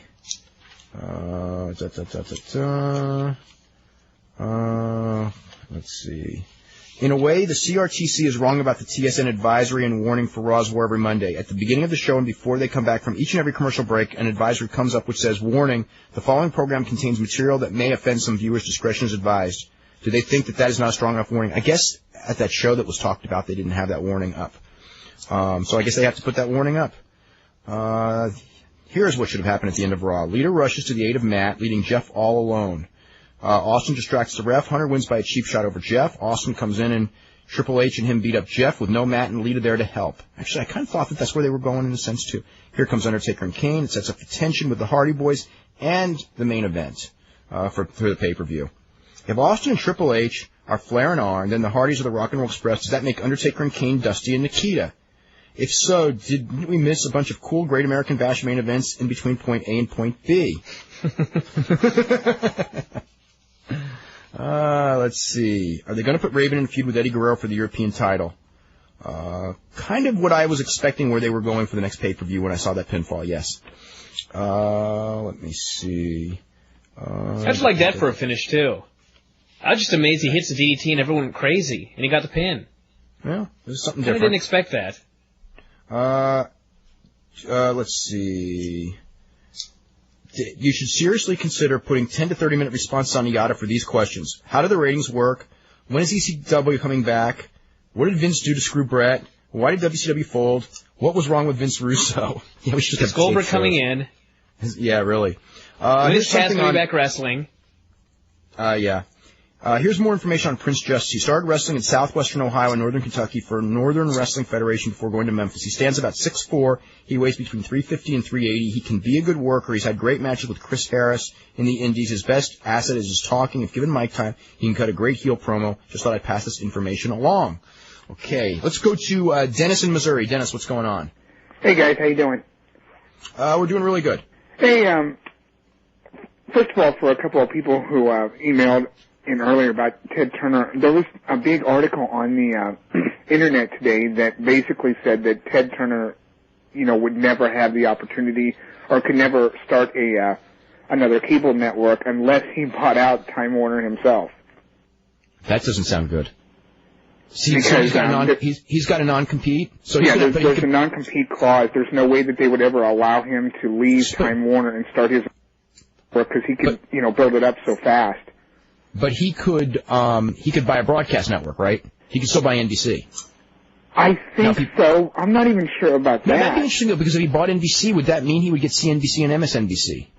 So maybe he couldn't. I don't know. I don't think he could, Dave, because my understanding is his deal with Time Warner is basically just kind of a figurehead type setup, and he doesn't have a lot of control. And I think if he left Time Warner, I don't think he could buy NBC. I think they would still consider that as competition because of the fact that they do own CNN and other stuff. But I don't think they would allow him to do that. Because the article said that one of the things, and I have no idea whether this is true, it has nothing to do with anything, but that he finally came to that realization and was even contemplating suicide for a while. Yeah, I read that. Oh, God. So, it finally hit him because everybody said, when he signed that deal, eventually he's going to come to the realization that he has no power anymore, and that's going to be hard for him to take. I bet it's killing him. Especially when he sees his friends and people he's, brought from the start, getting axed. And also, basically his life work is going to hell because they're gutting CNN. CNN is really what put him on the map along with these other stations. But CNN was like the one that was like worldwide. And, it's losing the Fox News network now in the States. And they're cutting the staff up. And now all they care about is making profit. And when Ted Turner, put the thing on the map, it wasn't about making a profit. It was about building, the number one news organization in the world. Right. I also wanted to ask, I kept thinking watching Raw last night, it almost looked like Vince was coasting, because I had always heard that after WrestleMania there's kind of a letdown, and it almost looked like Vince just kind of said, okay, we got a 2-hour show to do, let's throw it together. I got XFL to worry about. I liked the show. If they'd had a better finish for the main event, I would have said it was an awesome show. I thought the wrestling was good, but I didn't think I couldn't figure out why they even bothered sticking Deborah out there. I think they just figure they have to do something with her. That's the only thing I don't know why. I don't see any role in the WWF that I think that she would do well. I think that they got to do something. I think it's a surrogate for something they're going to do with women. And that kind of leads me to what I was going to ask next, the guy that sent an email asking, about China squashing the other women. I kind of got the feeling maybe at WrestleMania that the reason they gave her the title is because they don't intend to ever defend it again. No, they did, yeah, they've already defended it. But I think one of the reasons they gave her the title was to make it clear that they're not going to have her beating men in the ring anymore. Mm-hmm. But I think that those days are over. There's no female in the WWF that she can even have a compelling match with that the fans would go for. Yeah, you're right. Maybe they'll turn her heel on Lita before maybe as a way to get Lita over. Yeah. Although China probably won't be very good in that role either. That's what I was about to say. I don't think she would put Lita over. I think that would be worse than Triple H. I think it's be one of those things where she doesn't want to do this for Lita, so she'll purposely be like this horrible heel. But if she does that, they'll get rid of her because she doesn't have any political stroke anymore. She did for a long time. That's why but now she doesn't, and because of that, she won't get. Those people are, they're not going to delude themselves in a China Lita match where China just kills her and beats her like somehow or other people thought. Oh, Hunter did a great job selling last night for Jeff. Well, they have to be careful. She could show up in XPW and throw the belt in the trash can. Hey, great. I'm all for it. Yeah. But I thought China was undergoing, or not undergoing is the right word, but I thought they were having contract negotiations and that wasn't going well. Was that resolved? All I know is that they haven't signed a new contract, but her contract's got, probably a good 6 months to go. Oh, okay. But they might very well be working on it, though. But, as far as, contract running out, I think it's at the end of the year. Hey, I wanted to ask right quick. I thought I had the complete set of Wrestling Gold tapes, but the first DVD, when you had the match list this weekend, I don't have any of those matches. I thought I had the complete set. There was like an hour and 15 minutes of new footage that, they released it 12 years ago or whatever. Right. The Wrestling Gold.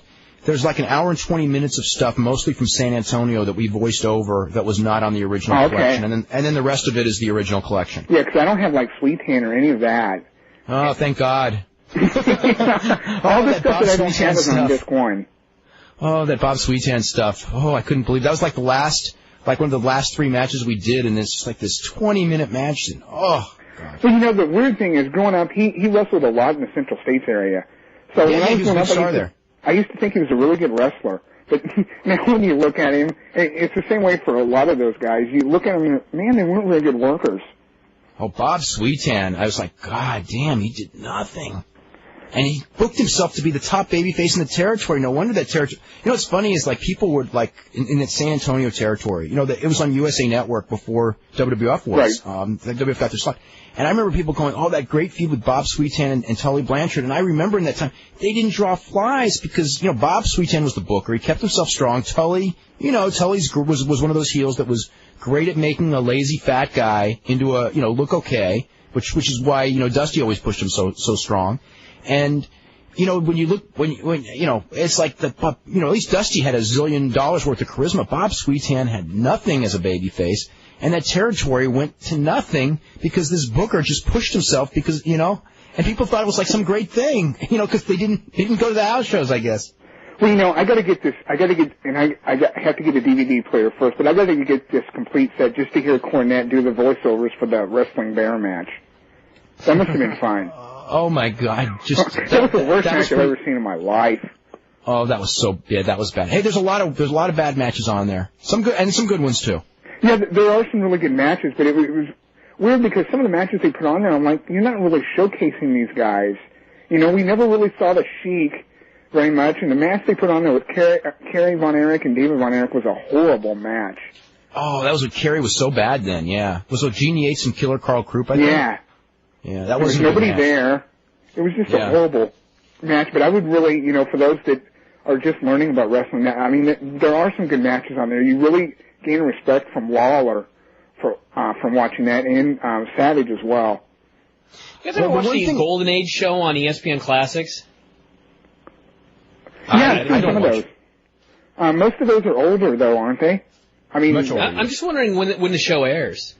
I had like a tape of it this weekend, but it was only like an hour tape, and I heard it was like a 2-hour show. It used to air at like 8 o'clock Central Time on Saturday morning. Okay. But most of those were like from the 60s and 70s. They did show one week they showed Southwest Championship Wrestling, but most of those are from like the golden age of wrestling. Mm-hmm. But I'm sure they moved it since then. But okay. But they had like Haystacks Calhoun and Sky High Lee and guys like that. I just watched him. Sky High Lee, that was Billy Graham's. God, he's related to Billy Graham in some form. Billy Graham's wife's like uncle or something. Yeah, and it was like weird because they always had, they always had midgets that would coincide with, like there was the Little Dick the Bruiser, and I think he's on Wrestling Gold, but there was Skylar Lowe. Little Bruiser and somebody against the Blackjacks and Bobby Heenan probably. Yeah, it was Little Bruiser, Dick the Bruiser, and I want to say like the Crusher or somebody. It might have been the Crusher, it might have been it might have been somebody else. Sailor R. Thomas maybe. But it was best 2 out of 3 falls, and they just showed the first fall. Oh, okay. Cornette renewed that match real well.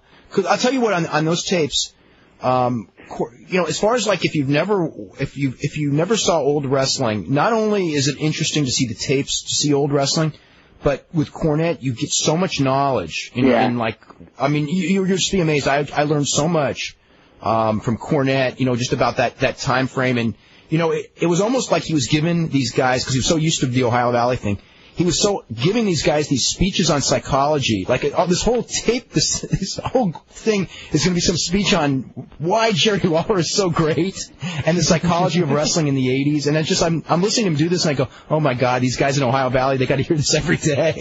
It's good. It's just that, it's real interesting.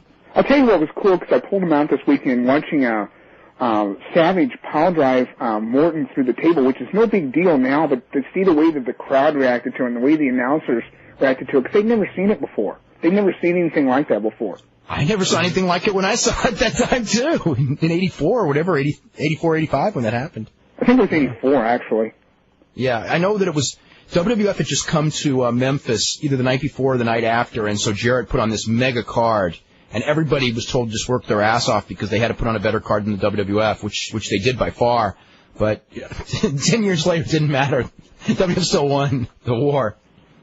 But yeah, and you also gain a really big respect if you watch the original announcers for Lance Russell. He could put over anybody. Oh, he's great.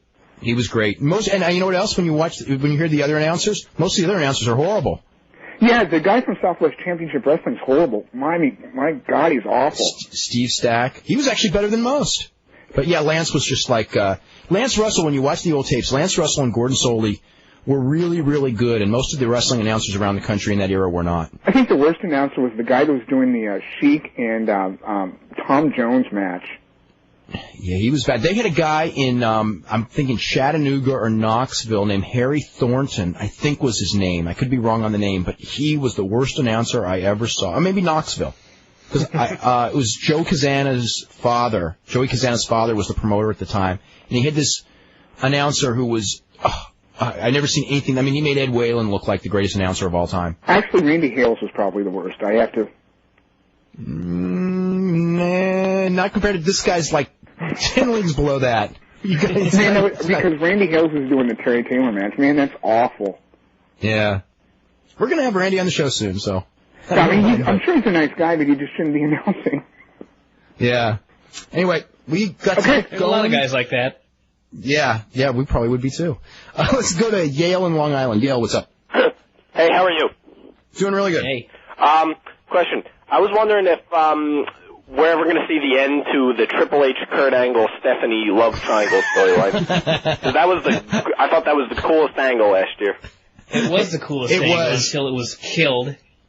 Yeah, we ever couldn't figure out a way to get out of it. It was kind of like there was this common sense ending of it, which is similar to the common sense ending of last night's match, and somehow common sense did not prevail on either occasion. And shockingly, Hunter was involved with both. Just coincidentally. Because then, they had Hunter in a feud with Benoit, and it's just the angle was just forgotten. It was the hottest going angle, last year, you know? I think Kurt Angle still thinks that someday it will be resolved. He's still waiting to get the girl at the end, right? Okay. Yes, he is. And Hunter and Stephanie, it's like they're both trying to sit there figuring out how do I dump the other one and get rid of this stupid marriage thing. No, because I honestly don't see Hunter's and Stephanie's marriage going on for too much longer. They've been together for over a year now, so you know.